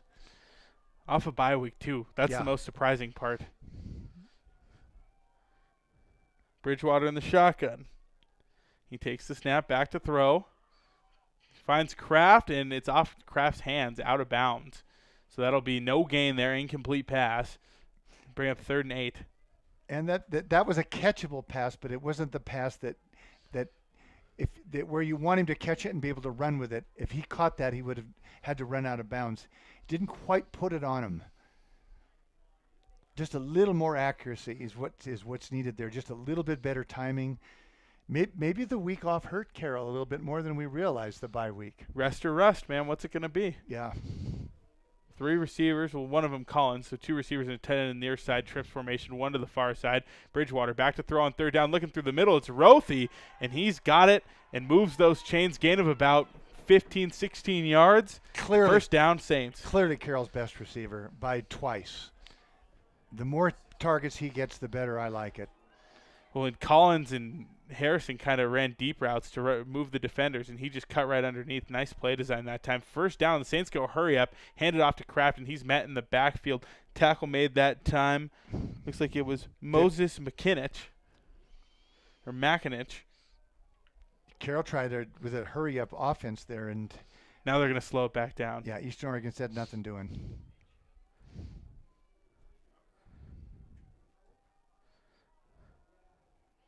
Shotgun formation once again. It's Leadley, Jake Brown, near side. Far side, we got Harrison. They're going to motion Leadley across to the far side. Bridgewater takes the snap. Looking across the middle of the field, nothing there, and that's a sack by EOU. They're getting pressure in this second half. That was a blitz that time from Solo Taylor, the middle linebacker. Yeah, they just didn't get. They had real good contain in the pocket. There was just no place for Devin to go. He was looking to duck out of there and run, which was probably the right thing because I didn't see anybody open. But just good, solid pass rush by Eastern Oregon. Well, here it goes, third and about 15. Maybe 16 for the Saints. This is a big one. 10.5 minutes left in the third quarter. 7-0 EOU in the lead. Bridgewater takes the snap, drops back to throw. Here comes pressure and another sack. And who was that time? 92. Gabriel Schukel, the sophomore out of LeGrand, Oregon. Another LeGrand guy there. Like you said, LeGrand isn't a very big town, but they produce a lot of football players. Yeah. What's LeGrand? 10, 12,000, something like that? I'd be lying if I said I knew. Well, I'm not even sure I could tell you the population of Helena, honestly. Yeah. I've been to I got to LeGrand. keep up with the census. LeGrand's a pretty little town. It really is right at the bottom of the mountains there, a big continental divide. Wind blows a little bit. Here's a snap. Pauly rolling right to punt. It's going to take a skip. Picking it up is Isaiah Thomas at the 30-yard line. Tug Smith going for the tackle. Thomas bounces off, and Abraham comes down and cleans it up. That'll bring up 1st and 10 for EOU at the 33-yard line. Timeout called on the field. We'll take it as well. 7-0 EOU in the lead. 9:35 left in the third quarter. You're listening to Carroll Football on Rewind 94.9 and KCAP.com.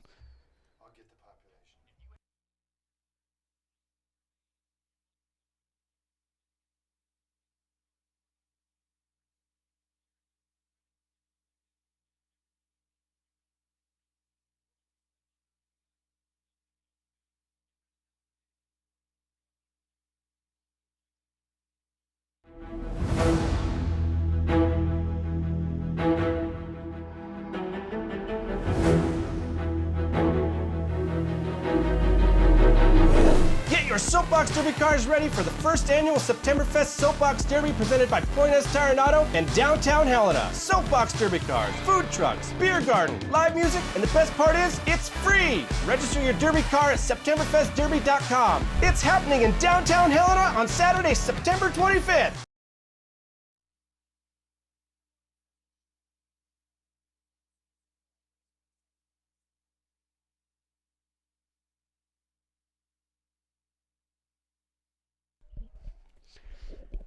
Back from the break, Daniel Sally, Gary Turcotte here inside the Brad Schmidt Allstate Insurance broadcast booth. 7-0 EOU leads Carroll on the Mike Miller State Farm Insurance scoreboard.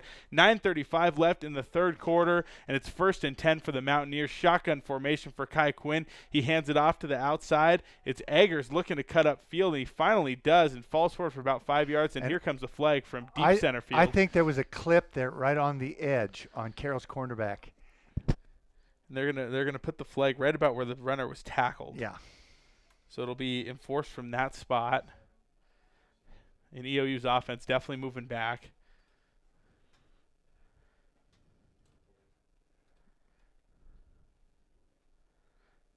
And Carroll, we're waiting on the penalty. Why don't you tell them the information we found out about the population of LeGrand? So I was guessing LeGrand, which by the way is a pretty town of 11, 12,000. Turns out it's 13,000, so I was close.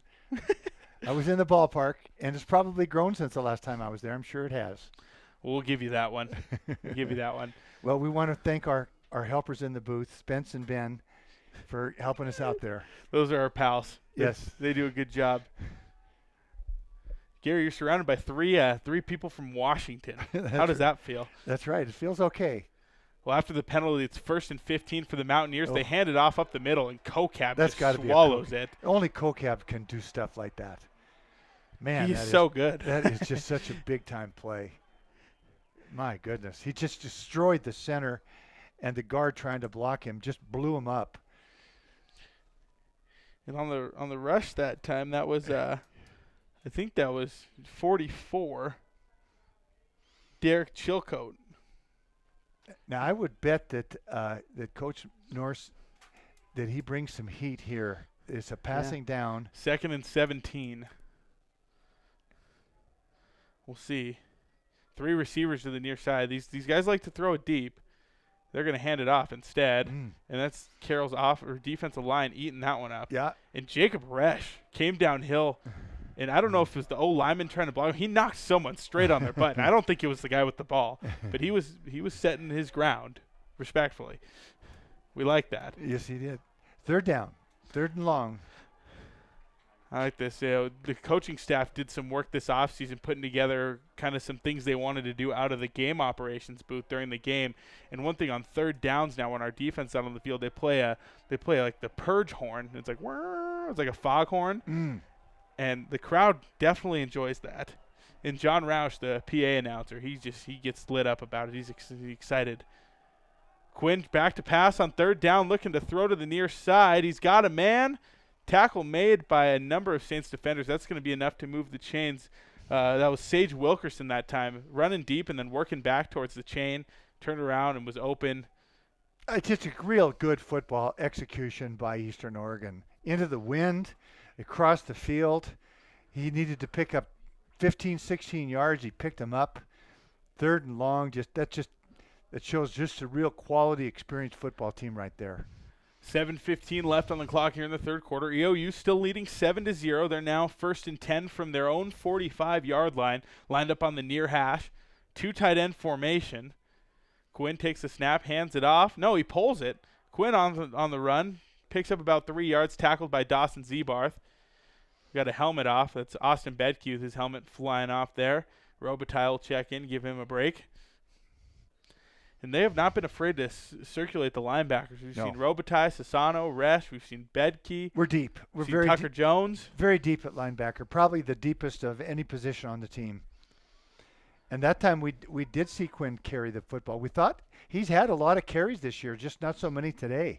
He had 22 coming into this game in 2 games. 2nd down, 6 yards to go for the Mountaineers. Kai Quinn in the shotgun takes the snap, hands it off. And off to the races that time, number 25's Nathan Reed, another guy out of LeGrand, Oregon. Good for a 1st down. Brought down at the Carroll 40-yard line. Mountaineers marching this time. Dawson Zebarth with a good tackle. That was a touchdown-saving tackle. That was not an easy tackle. He doesn't make that. I think it's a touchdown. Let's see if they still got Reed in at running back for this. Continue the drive. He is out there. We saw a lot of Eggers early on. Now Reed's taking some snaps at tailback. Quinn in the shotgun. 3 receivers far side. Tight end Camp to the near side. Quinn takes the snap. Hands it off to Reed once again. Reed gets through for about a yard, and he's met by Trent Durfee and Jacob Resch. Nice tackle that time by the Saints. Reed looks pretty strong. Yeah, he runs hard. Yeah. I'm impressed. I'm surprised we haven't seen him yet. Yeah. A little bigger running back. 2nd and 9, about 9.5 for EOU. They're going to take Reed out, bring Eggers back in.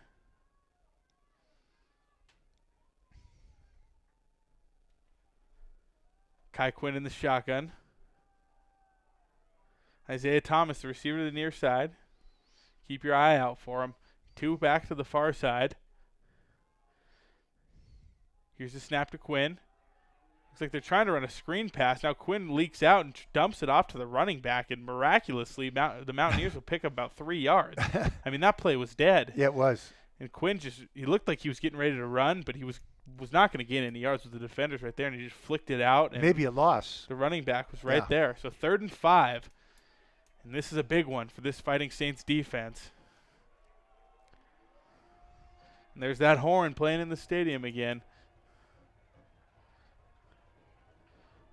We got people in the suite next to us pounding on the table, making a little extra noise. Quinn in the shotgun.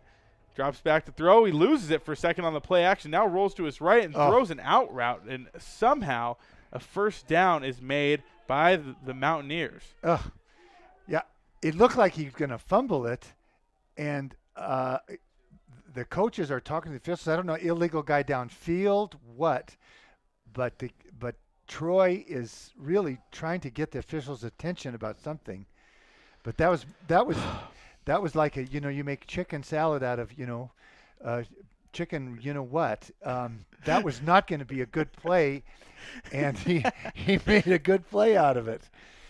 10-yard line, first down, goal to go for the Mountaineers inside the Big Sky Plumbing red zone. And there's Rex Irby coming on the blitz and knocking Eggers beautiful down. Tackle. TFL, loss of about 4 yards. My goodness, Irby.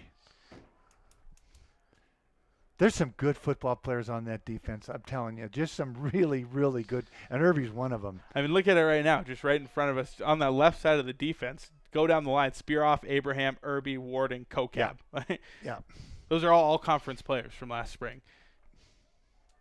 Now they're knuckleheads. They're good players. Good guys, too. Second down, goal to go from the 14. Quinn back to pass. Here comes Irby again. Quinn ducks him. Couldn't see him, but just felt him coming and moved out of the way.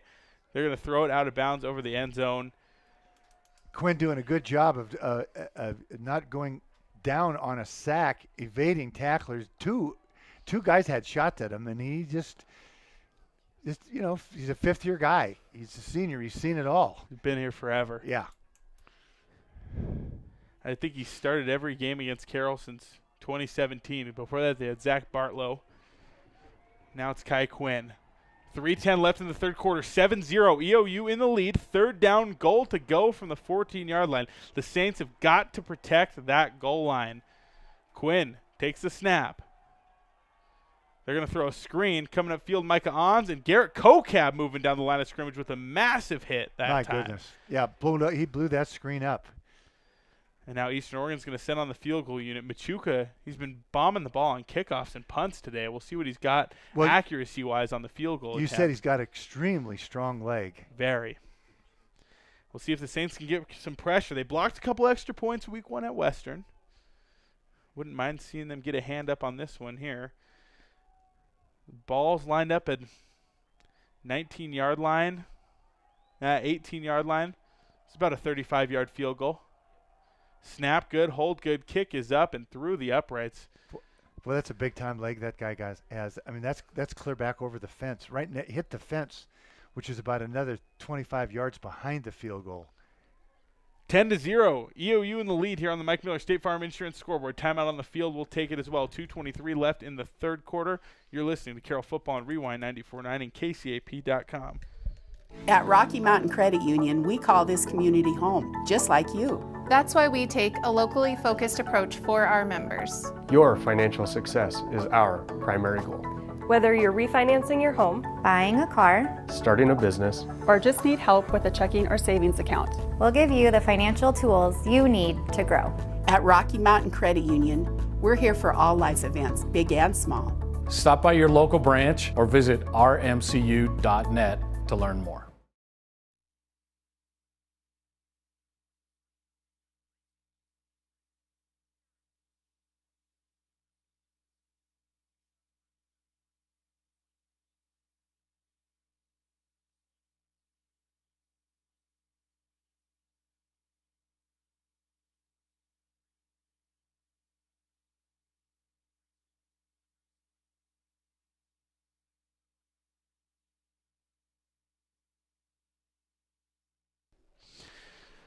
Back from the timeout, 10-0, EOU in the lead over Carroll. 2:23 left in the third quarter. Daniel Sally, Gary Turcotte coming to you from the Brad Schmidt Allstate Insurance broadcast booth.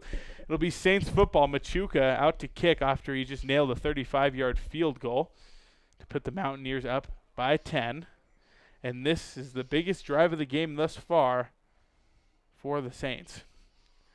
Obviously saying that. I mean, they haven't scored yet, so this is probably big deal, but the ref's going to blow it dead again. The ball keeps blowing off the tee on these kickoffs.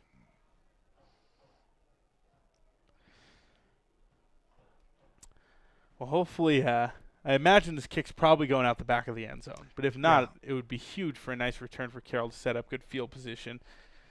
You got to do whatever you can to help yourself out at this point. The special teams has got to step up and help. There comes a point in the game where they got to make a play. Maybe this will be the one. Machuca over to kick. It's going to be short, returnable. Harrison will catch it at the 4-yard line, and they're going to reverse it, hand it off to Adams. Adams, and he's tackled at about the 15, so nothing doing there. Good try. Trying to throw a wrinkle in there. Yeah. That's good. But EOU swallowed it. Yeah. Good try. I couldn't tell which one had the ball for a minute, but Eastern Oregon kept their integrity. They kept their lanes, and sometimes you were hoping that they wouldn't, but they kept their lanes and swallowed the play. All right. It's go time for the Carroll offense. 1st and 10 from their own 15-yard line. Bridgewater in the backfield with Kraft and Leadley. Collins and Harrison to the near side. Looks like Kyle Pierce out there on the far side. That's Jake Brown. And there's another run for Bridgewater. He fakes the handoff, gets forward for about 11 yards, takes another big hit there, but a first down nonetheless. Well, Bridgewater, there's no question about his courage and his toughness. And he did take a shot. He's running the rock real well today. Yes, he is. 1st and 10 for the Saints. Ball on the 27-yard line. Nice to move those chains a little bit. Keep the momentum.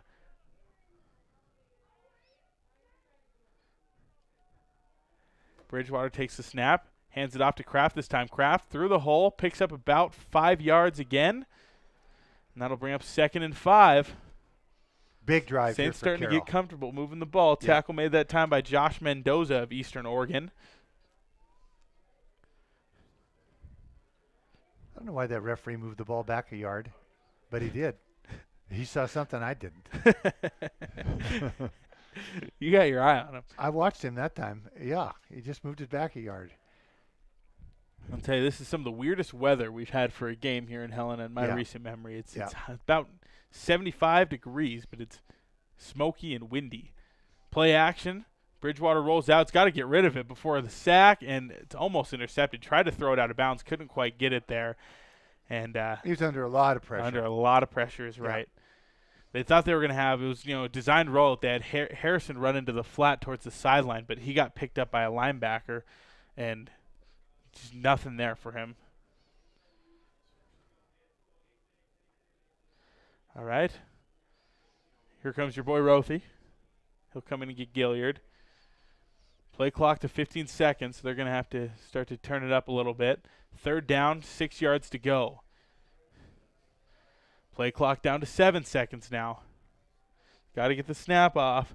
Now 3 seconds. Bridgewater in the shotgun, drops back to pass. Looking across the middle of the field. He's got a guy. It's Rothy for the first down, and he's brought down at the Carroll 48-yard line. I got a question for you, Daniel. Why do we take Rothy out of the game? Why is he not out there every play? He's pretty good. He's good. Pretty good. Man. He is good. Yeah. Hamilton High School, they've been good to us the last couple of years. And even Tucker Jones. I know that we've got some other guys you want to get them a chance too, but he's the real deal. Real deal Holyfield. He's got 5 catches now. 1st and 10. Saints in the shotgun once again. Bridgewater hands it off to Leadley. And Leong is brought down in the backfield. Leading the charge that time for the Mountaineers, Christian Reyes, redshirt junior linebacker out of Yakima, Washington. Went to A.C. Davis High School. Same place as Cooper Kupp of the L.A. Rams. Really? One of my favorites. 2nd down, 11 yards to go for the Saints. So they lose one on 1st. And just like that, the first quarter is going to come to or 3rd quarter, is going to come to an end. That clock snuck down on us. 10-0, Eastern Oregon leads on the Mike Miller State Farm Insurance scoreboard. 1 quarter left to play here in Helena. You're listening to Carroll College Football on Rewind 94.9 and KCAP.com.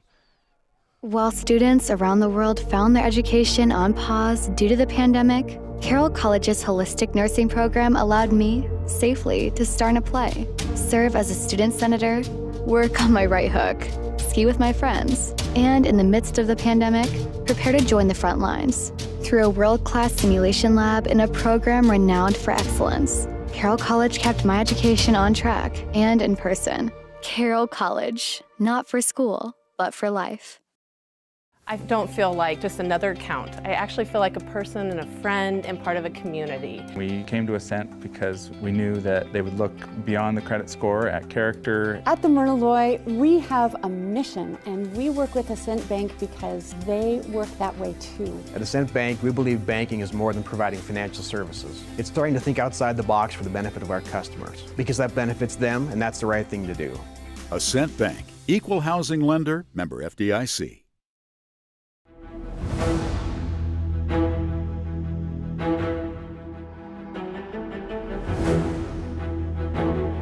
Carroll College. The Saints are looking to drive here and get some points on the board for the first time. Second down and 11, Bridgewater in the pistol, fakes the handoff, works to the far side, and he throws it. And who else, Gary? It's Cam Rothy for the first down. Catches it about 6 yards downfield, turns around, and gets across the chains. Nice play by Devin, too. Really patient that time. Nice ball fake, good mechanics, threw a strike. Gary, I'm getting a lot of feedback from the audience today, and they're saying they want to hear more Gary Turcotte. They're liking what you're bringing. Well, I don't know about that. I'm just an old basketball coach that likes to watch football games. Hey, you were a football player here. That counts for something. First and 10 for the Saints on the 41-yard line of EOU. Shotgun formation. 2 receivers far, 2 receivers near. Bridgewater back to pass, looking to the sideline again, looking for Rothy, and almost intercepted. Oh, boy. Just a little late, that one. They saw that one coming. Yeah. They're starting to sniff out the trend. Yeah. Now would be the time for Harrison, although he just came out. It'll be interesting to Sure, see Collins. here. Yeah, Collins Second just down came and 10.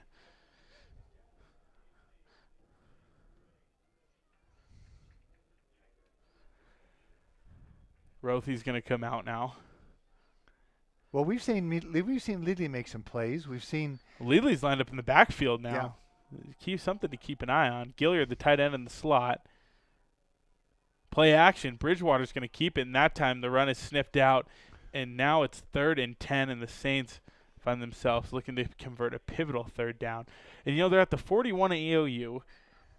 It's the 4th quarter. They're down 10-0. Their defense has played pretty well today for the most part. I'd imagine this has got to be 4-down territory. It's a tough call. I would sort of agree with you, but if you don't get it, you really set yourself up in a bad situation. All right, 3rd and 10. Bridgewater in the shotgun, and a flag. And I know the play they were trying to run there. They were trying to throw a middle screen to the tight end. And it was there. He looked off the defender like he was going to throw it out to the running back, and the tight end was there.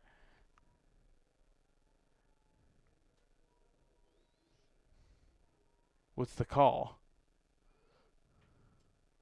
Is it a legal formation, or was somebody off sides? Oh, defense offside. Offsides on the defense. There's a break. That sets up a 3rd and 5. Now you could run it and set yourself up for 4-down territory. Yeah, or maybe just get the first down on the run. Right. I wouldn't mind a draw. Good call here. That'd be a good call. They're going to send Gilliard out there. Here comes Rothy. A lot of back and forth right now. So probably they're thinking run. Probably Gilliard is such a good blocker. 3rd down. Gilliard can also catch the football. Oh, yeah. Double tight end right.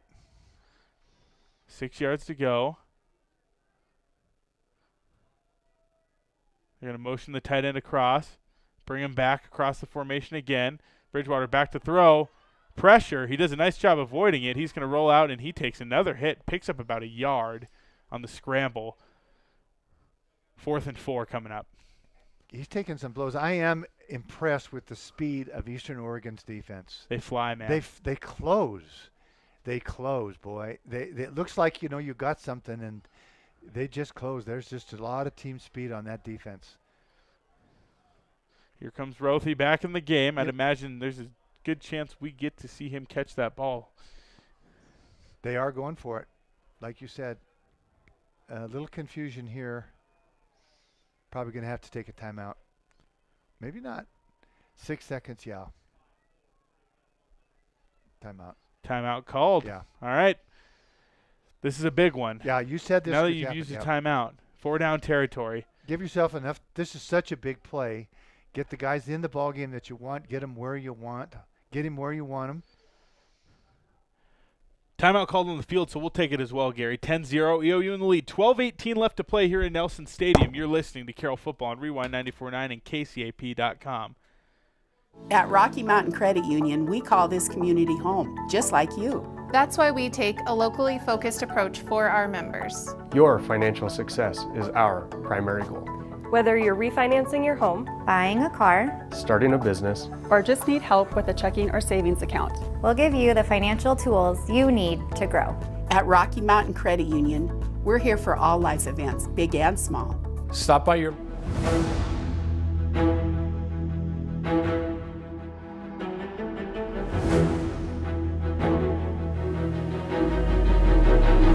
Get your Soapbox Derby cars ready for the first annual Septemberfest Soapbox Derby presented by Pointez Tire and Auto and downtown Helena. Soapbox Derby cars, food trucks, beer garden, live music, and the best part is, it's free! Register your Derby car at SeptemberFestDerby.com. It's happening in downtown Helena on Saturday, September 25th.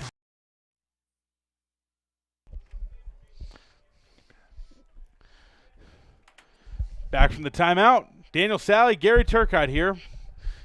10-0. Eastern Oregon leads the Saints. Big fourth down here for Carroll. Bridgewater in the shotgun. Drops back to throw. Looking across the middle. It's Rothy. He's got it. Across the 20, across the 10, down to the 5. They're going to call first it pick down. play. They're going to call it pick. Are you kidding me? Yeah. That's what they're going to call. There's no way. Yeah. Oh, my gosh. I just can't believe how badly Carroll has been hurt by penalties all day. That is a huge call. And that's like a game changer, Daniel. That is such a that's a 15-yard penalty.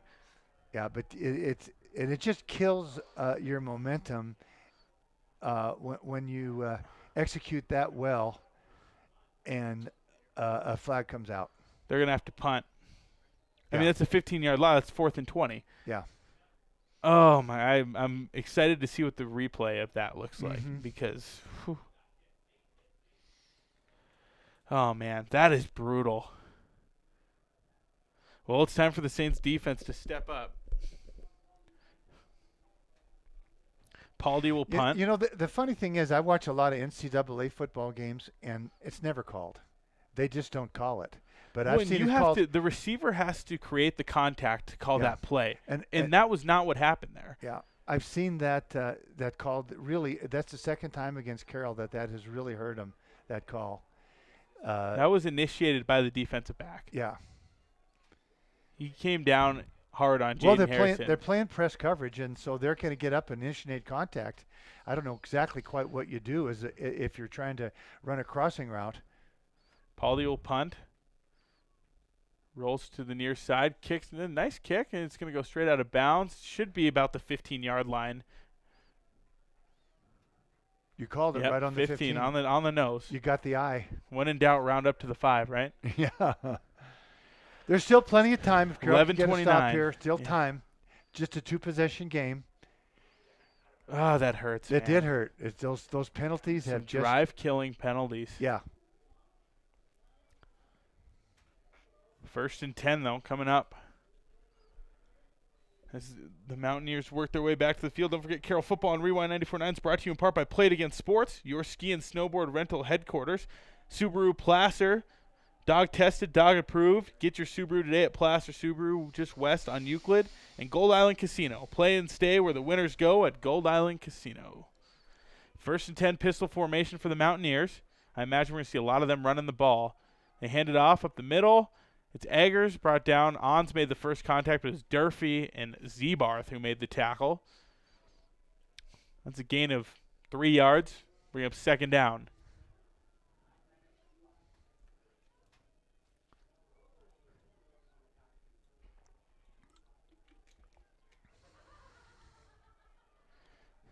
Second down coming up. Carroll Football and Rewind 94.9 is brought to you in part by Helena Toyota, brought to you by your Montana Toyota dealers. Second down, 6 yards to go for the Mountaineers. Second down, this has been where the Carroll defense has made their money today. Hand off to the outside. It's Eggers, and a nice play. Who was that? Was that Austin Bedke shooting the gap and diving through, getting to the legs of the running back and bringing him down? Now, that's just another good play by another good football player on that defense. Got a lot of them. Yes, we do. They're well coached. Mm-hmm. All right, here we go. 3rd and 7, and it's time for the Saints defense to try and get themselves off the field and get it back to the offense. Kai Quinn will be the quarterback in the shotgun. 2 tight ends to the near side, 2 receivers to the far side. Interested to see what kind of call Coach Tim Camp's going to have here for the Mountaineers. Here's the snap. Play action. Quinn back to throw. Here comes, and the ball's loose. Jones knocks it loose. It's a touchdown for the Saints. Austin Bedke falls on it. Tucker Jones with the backside blitz knocks it out. It takes a bounce in favor of Carroll into the end zone. Recovered by Bedke. Touchdown, Carroll College. Just a tremendous effort by Tucker Jones coming from the backside blitz. Oh, man. And he just accelerated, and he hit the quarterback, never saw him coming, and he absolutely knocked it loose. And you were afraid it was going to go all the way through the end zone, but it didn't. I mean, at this point, we would have taken a safety, too. Yeah. But the touchdown, that helps. 10-6 the score. Powell out to kick the extra point. That's got to be the front runner now, Gary, for the St. Peter's Health Gold Standard play of the game. I would say so. Here's the snap. Kick is up from Powell through the uprights, and good. 10-7. EOU leading on the Mike Miller State Farm Insurance scoreboard. Timeout on the field will take it as well. You're listening to Carroll Football on Rewind 94.9 and KCAP.com.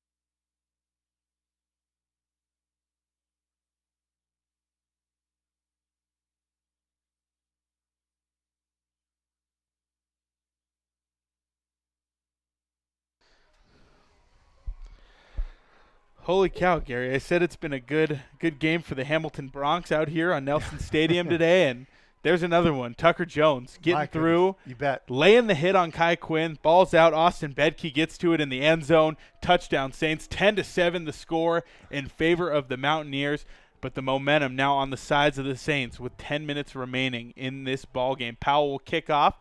Back deep to return Isaiah Thomas and Parker Robinson. Here's the kick from Powell. Floating out of bounds, and it was so close. That was on the 1 yard line. That went out of bounds at the 1 yard. That was about 2 feet away from being a touchback. And now all of a sudden EOU is going to start at, I think, the 35. 35, I think. Oh, boy. Yeah. Well, that's all right.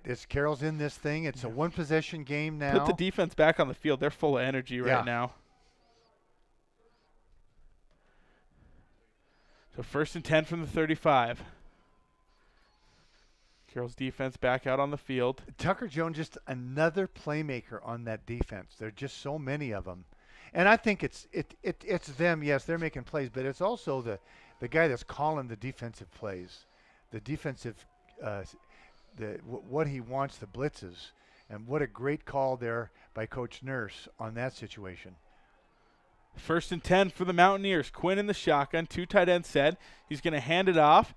And who else but Rex Irby flying into the backfield and making the play. Nice job falling forward that time by Nathan Reed, the running back. And he's a little stronger. He's a bigger, stronger back.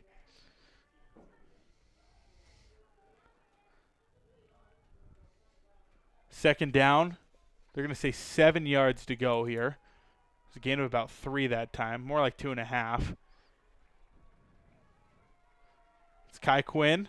Reed still in the backfield. 2 receivers far side. 2 tight ends to the near side. They're liking this 2 tight end formation here. Saints are going to bring the blitz. Quinn back to throw, and it's Robitaille knocks it loose. The ball's out, and it's recovered, I think, by the Mountaineers. That's an excellent job by Robitaille. He kind of – Quinn stepped up in the pocket, and Robitaille shed off his defender, or his blocker, excuse me, and Quinn was just holding the ball out, and he punched it. But that was a fortunate bounce for Oregon, yeah. Eastern Oregon. That could have easily gone into the purple hands. 3rd and 10. Ball on the 35-yard line. That was a sack. Brought him back about 3 yards. Credit Tom Robitaille with that one. 8:40 on the clock. 10-7 still the score in favor of the Mountaineers. EOU looking to move the chains. They snap it. Here comes the pressure from the Saints. Quinn back to throw over the middle, and it's knocked loose and incomplete. Zach Spearoff getting in there and getting a hand on it, and that'll bring out the punting unit for Eastern Oregon. Big hold. That was a big stop by Carroll. You can feel the momentum shifting. Yeah. Man, the defense just making plays. Mm-hmm. Now it's the offense's turn now.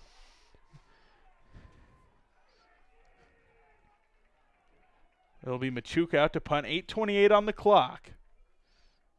10-7 lead on the Mike Miller State Farm Insurance scoreboard. Saints look like they're going to bring some pressure. Machuca rolling right to punt. Resch gets through, and he was inches away from blocking the punt. And Rothy's going to let it bounce. It's going to roll to about the 15-yard line and that to was bring up close. 1st and 10. That was close. Oh, man. You can see Resch is just gutted that he didn't get that one either. We got a timeout called on the field. We'll take it as well. 10-7. EOU leads the Saints. 8.5 minutes left in this ball game. You're listening to Carroll Football on Rewind 94.9 and KCAP.com.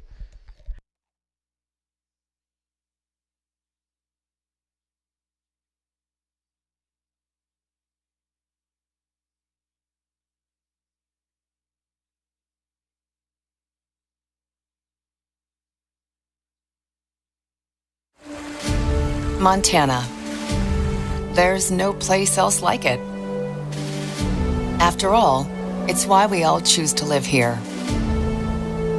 The vibe is different here. So when you find that perfect place for your family, we'll find the right home loan just for you. Stockman Bank, Montana's brand of banking.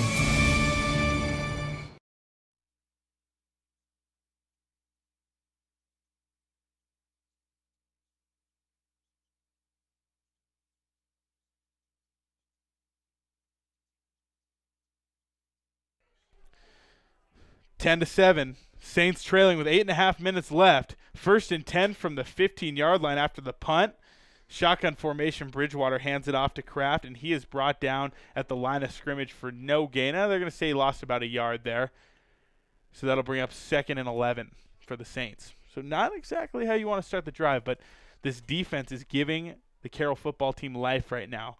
You know, I do not see Chase Van Wyck on the football field. I wonder if he was injured.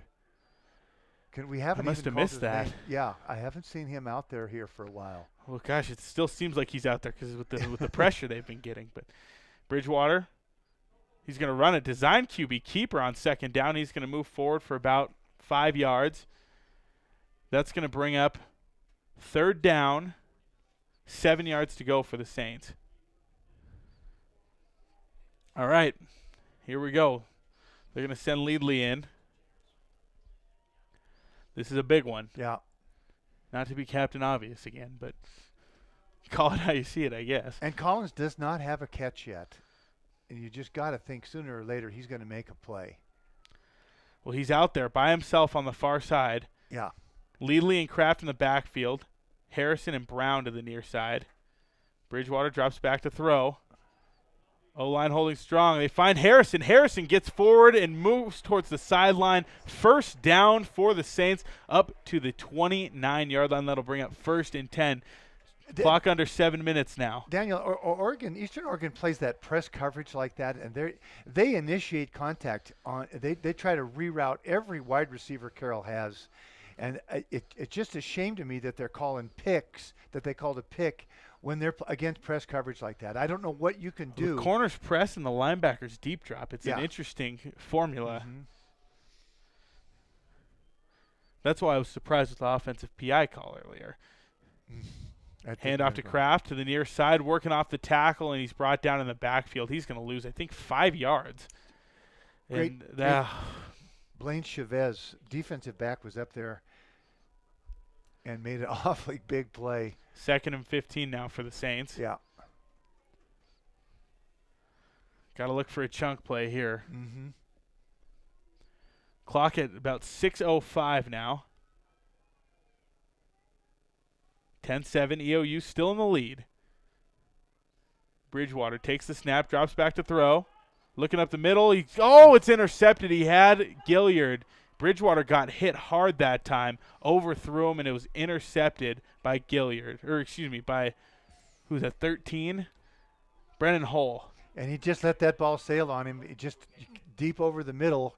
And that time they were in a zone defense, and that two free safeties back there. He just right into his hands, just an easy interception. It was there, man. That's this. Well, they keep just changing a brutal up, football game. They keep changing up the defense on you. You know, their man and their zone. That time they were in the zone and overthrew it and made you pay. Devin took another big hit there too. Did he? Yeah. Once the ball got picked, I looked back and he was flattened. All right. Well, now the Saints defense is put in a really tough spot. Ball on the Carroll 28-yard line. They got to get some pressure here because EOU's already in field goal range. 5:50 on the clock, 10-7 the score. Little wildcat. That's a keeper that time by number 6, Andrew James, or he's their backup quarterback. I don't know if that's wildcat or if Quinn's just not in right now. It looks like he's staying in the game. Can you see Kai Quinn on the sideline? I don't see him. He must be dinged up. Here There's Kai Quinn. Yeah. But he was out for that first play. It's interesting they do that for a quarterback keep. Yeah. All right, 2nd and 10. Saints looking for a stop. They need it badly here. 5 minutes, 10 seconds left in the ball game. EOU up by 3. Quinn back to pass. Throws it over towards the sideline. He's got a guy, Sage Wilkerson, with the catch. Tackled out of bounds by Rex Irby. An impressive touch pass towards the sideline there from the pocket. Flag on the play in the backfield. Now, I have no idea if this is going to be offense or defense here. Offense is unsportsmanlike conduct on Eastern Oregon. That's number 77 again, I think. I think that's the third 15-yard penalty on him. He had 2 of them. One of them was on 73. But that would be the third, wouldn't it, on him? He had a holding, and then he had an unsportsman. 77. R.J. Thorne, offensive lineman. I think, we can't I hear everything, but that's what I thought I heard him say. No, 77. That's R.J. Thorne's 79. 77. Oh, it is R.J. Thorne. I just have his number off on the 2 deep. My bad. R.J. Thorne. Failing as a sports information director on that account. All right, here we go. 3rd down. About 18 yards to go. Saints have got to get the ball back. That penalty takes EOU out of field goal range, you'd think, unless they can make a 52-yard field goal. And that's a false start. Quinn back to throw, and now here comes the flag. Yeah, the running back was in motion, not in a good way, as the ball was snapped. Moving forward.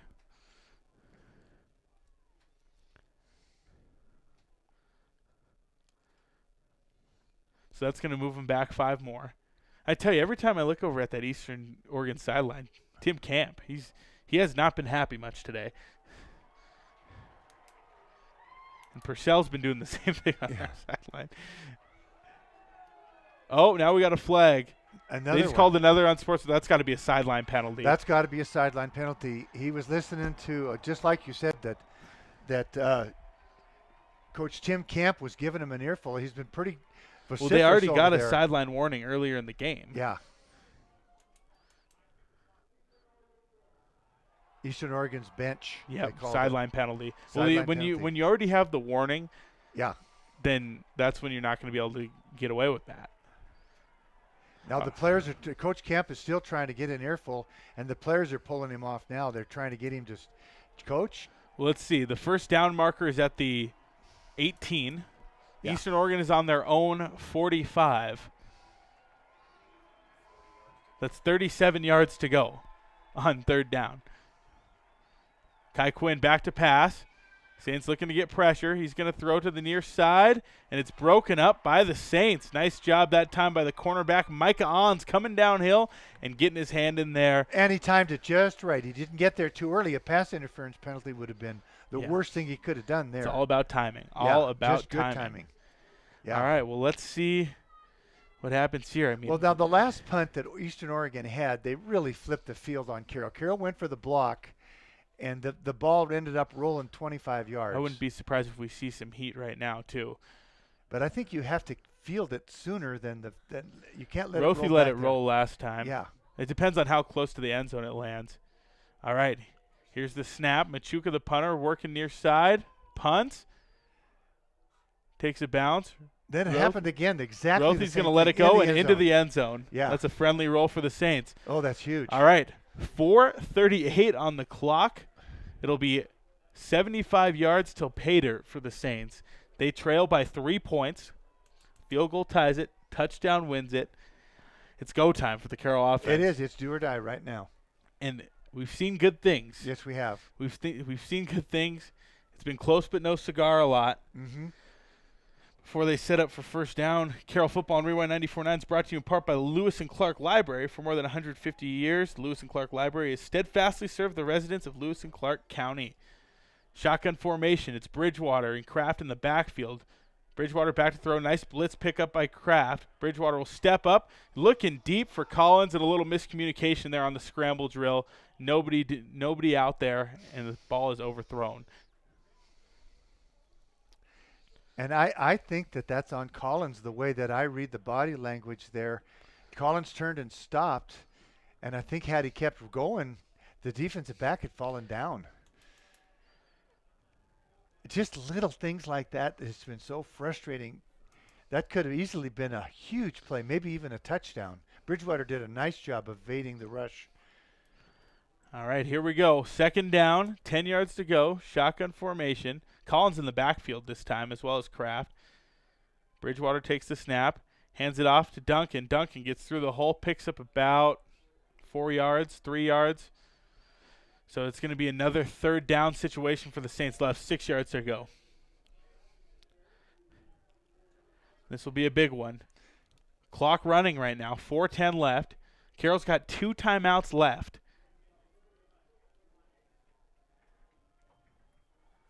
Third down and 6. Shotgun formation. It's Rothie and Harrison far side. Jake Brown, the receiver, to the near side. Here's Bridgewater. Van Wyck back in the game, by the way, Gary. Bridgewater back to throw. He's going to roll to his left, and he's got daylight ahead of him. He's off on the races, and he gets the first down. Takes another big hit, and a flag coming in from deep center field. Is that going to be on the tackle, or is that going to be a blocking penalty? If that's on Tony Collins, that's devastating. That's devastating. Great play by Devin that time to pick up the first and 10, yeah. move the chains. Refs are talking it out. Yeah, another conference. I mean, Devin was sliding and got hit, but yep, defense. Unnecessary roughness defense. That's going to be 15 to the end of the play. You know, penalty enforced at the 37. Carroll has had some holding penalties and stuff, but they haven't had the unsportsmanlike quality penalties that Eastern Oregon has had. There's been a number of them. I mean, I haven't seen that many in a football game in some time. We'll have to look to see how many exactly there've been, but I'm thinking that's at least 4 and maybe 5. All right, 1st and 10. Carroll is in Eastern Oregon territory, trailing by 3, 10-7, 3.5 minutes on the clock. It's 1st and 10 from the EOU 48. Bridgewater drops back to throw. Looking across the middle, going for Gilliard in tight coverage, incomplete. On the play that time was Derek Fox, sophomore out of McMinnville, Oregon. Eastern Oregon really sending the heat. And Duncan Kraft talked about picking up the blitz against this team. That was his number one goal. He's done a great job of that. Yeah, he had to wear one that time. He did. But He really it was caught for the one. better of the team. He did have to wear one. Yeah. 2nd and 10 for the Saints. Ball on the 48 now. 2 in the backfield. It's Leadley and Kraft. Bridgewater back to pass. Looking down the middle of the field for Collins, and it's incomplete and almost intercepted. And for the amount of pressure Eastern Oregon's getting, I'm impressed by the coverage that they have downfield. Yeah, they are really bringing the heat. It's 5 guys every time, sometimes 6. Once in a while 7. They are really dialing up the pressure. Devin doesn't have a lot of time unless he's able to break through on contain. 3rd and 10. And they are trying to get Collins involved. They tried to get him a couple of times. 3rd and 10. I'd imagine 4 down territory now with 3:15 on the clock. 10-7.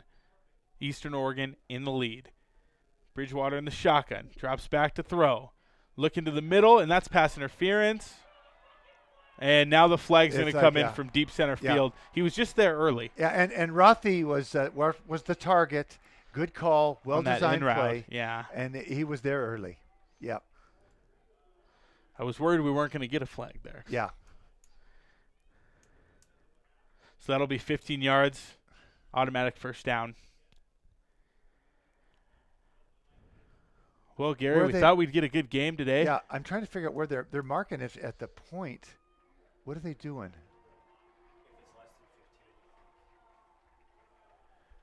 I can't see where they're marking the football. Yeah. I guess they're going to mark it at the spot, but they're going to give them a 1st and 10. They're doing it at the spot. It must be a spot foul under 15 yards. Yeah. That checks out. But it is a 1st and 10. 1st and 10. 40-yard line going in for the Saints. 3:08 on the clock. They trail by 3. Bridgewater in the shotgun. Oh, and Meekum falls backwards. That's going to be a false start. Lost his balance, man.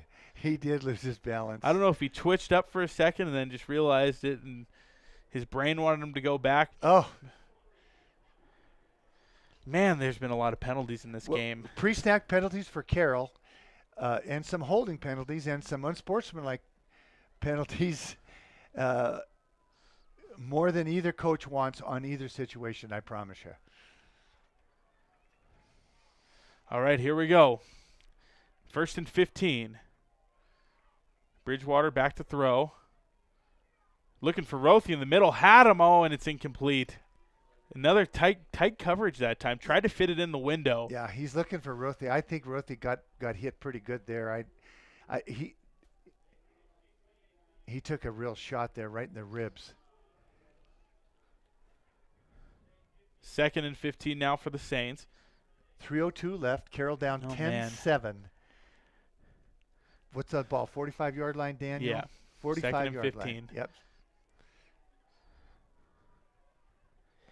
2 in the backfield again. They like this formation. They're going to bring 2 pullers. Bridgewater keeper, and he's going to pick up about a yard. And that play's been working for him. I think he misread that one, unless that was pre-called. That was a designed run. That was designed, you think? Yeah. I mean, they pulled the 2 guards the other way. They've been doing that as a decoy. They've ran that play today. Eastern Oregon stayed at home. Yeah, they did. 3rd down. 3rd down. 2 downs to make this. Yeah, 2 downs to get 14 yards. 2:35 on the play clock, on the game clock. Yeah. Play clock running down, but still at 15 seconds. Here's Bridgewater in the shotgun. Drops back to throw. He's going to step up, and now he's going to run with it. And he gets off a guy and gets past the original line of scrimmage. Falls forward again about 6 yards. That'll bring up 4th and 8 for the Saints. And you know, Carroll's that press coverage is like Jake Brown. I was watching him that time. He had man single coverage out here, and he just couldn't get off of that cornerback for Eastern Oregon. Jake's just young, inexperienced, but sometimes you got to get separation, Jake. You've got the speed to do it. Clock under 2 minutes. 1 minute, 50 seconds remaining. 4th down and 8. Bridgewater in the shotgun. 3 to the far side, 1 to the near side. Bridgewater's going to drop back to throw. Here comes the pressure. He gets off of Van Wyck, but he runs into his offensive lineman, and he just took a gnarly hit there in the backfield. And that's a sack. Eastern Oregon will take over 1st and 10 on their own 46-yard line. And that is a deflating play in the stadium. I think Jake maybe had a step over here on the single coverage side. How the pressure got there. Yeah. Yeah. 2 timeouts left for Carroll. 1:36 left in the ball game, so it's going to take something special here. Yeah. They might get their hands on the ball for 1 or 2 plays if they're able to stop. They're able to stop the clock twice. Can't let them move the chains. No. That's for sure. 1st and 10 for the Mountaineers on their own 47. Here's a snap. Quinn takes it, hands it off. Eggers met in the backfield by Kokab. Timeout will be called by Coach Purcell with 1:31 on the clock. Well, as the timeout is called, Carroll Football and Rewind 94.9 is brought to you in part by Mattress Firm, Montana's largest Tempur-Pedic retailer. Save time, save money. A1 Rentals, making your projects easier on Cedar next to Party Plus. And St. Peter's Health. St. Peter's Health Urgent Care is Helena's choice for trusted walk-in care. And don't forget you can make online spot reservations for safe, streamlined visits at St. Peter's Health Urgent Care. Well, Gary, 1:31 on the clock. Yeah, they'll be able like to we stop said, it's going to take a miracle. They'll be able to stop it one more time, and then they'll probably be able to run it down to about 40, let's see, about 20 seconds. Carroll might get their hands on it. No, about 45 seconds. Well, here we go. 2nd and 10 for the Mountaineers. I can't imagine that Eastern Oregon would throw it, although they have maybe on 3rd wideouts. down. Yeah. They're going to motion an H back into the backfield. Run that outside handoff to Eggers. Coming up field of the Saints, and they make the tackle. Not where they wanted him to. Is the ball out? Someone kind of fell in late there. No, and now they're definitely not going to pass on 3rd down because it's going to be 3rd and about 3 yards to go. Nice effort by Eggers there to look like a no-gainer. He turned it to about a 6-yard gain. Yeah, they're good at running that. They love bringing him to the outside and letting him find the chance to get north and south on his own. It's almost like he's making a read on it whenever he wants to cut it up. Well, 10-7, 1:30 left in the ball game. Man, and this has been a game of missed opportunities. Well, 2 outstanding defenses, 2 tremendous defenses, and as we said, I don't know exactly why Chase Van Wyck has not been. I don't feel like he's been back in. Has he? Did you see him back in? He was back in for pretty much the whole last series. Okay. Up until then, I didn't see him for a while. Yeah, he had missed. I wonder if he's cramping. Could be. It's hot out there. It is hot. 85 degrees. I was corrected when I said 75. Mm-hmm. But it's about 95 degrees up here in this booth. Yeah, we've had our steam bath for today. Yeah. More like a sauna than a steamer. Sweating out the calories, huh? Yeah. Well, here we go. 3rd down, 3 yards to go. Kai Quinn, the quarterback. It looks like it's Eggers, the running back in the backfield. 2 receivers far side with the tight end. 1 receiver to the near side. And move the running back over. Oh. And they just got Carroll to jump off sides. I think it was motion on Eggers. Oh, I was looking at the line of scrimmage, not the running back, so thank you for pointing that out.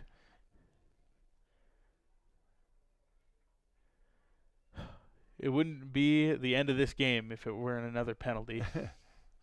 Yeah, they're going to move him back. False start. And that's the second time they've had one of those on the running back. Mm-hmm. I don't know. I don't remember if the other one was Eggers or if it was Nathan Reed, but they have had 2 false start penalties on the running back. And there's just been a staggering amount of penalties in this football game. It's only been 3 hours since kickoff, too. You'd think usually with the penalties it drags on, but not today. 1:26 on the clock. They might try to throw it here. Look to move the chains. Kai Quinn And that's another false start. Yeah, that time it was on the right end. That's the right tackle, right end over there. Oh, yeah. They're not pleased. And Coach Camp is out on the field. I don't think that's allowed, Coach. I think you've got to stay behind the sideline. All right.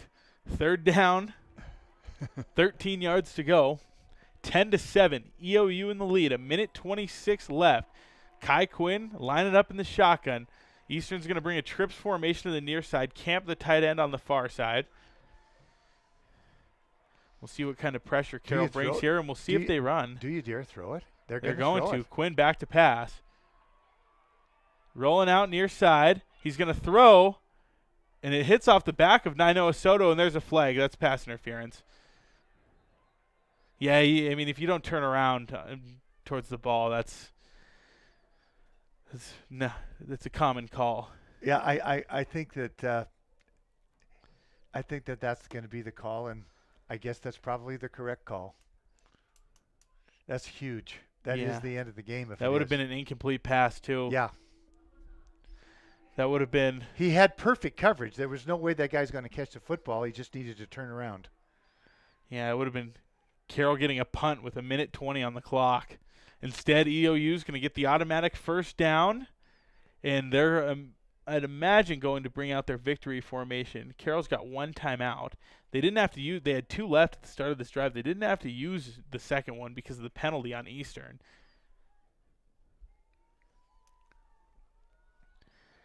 They're going to run a little short shotgun snap for the QB kneel, and there it is.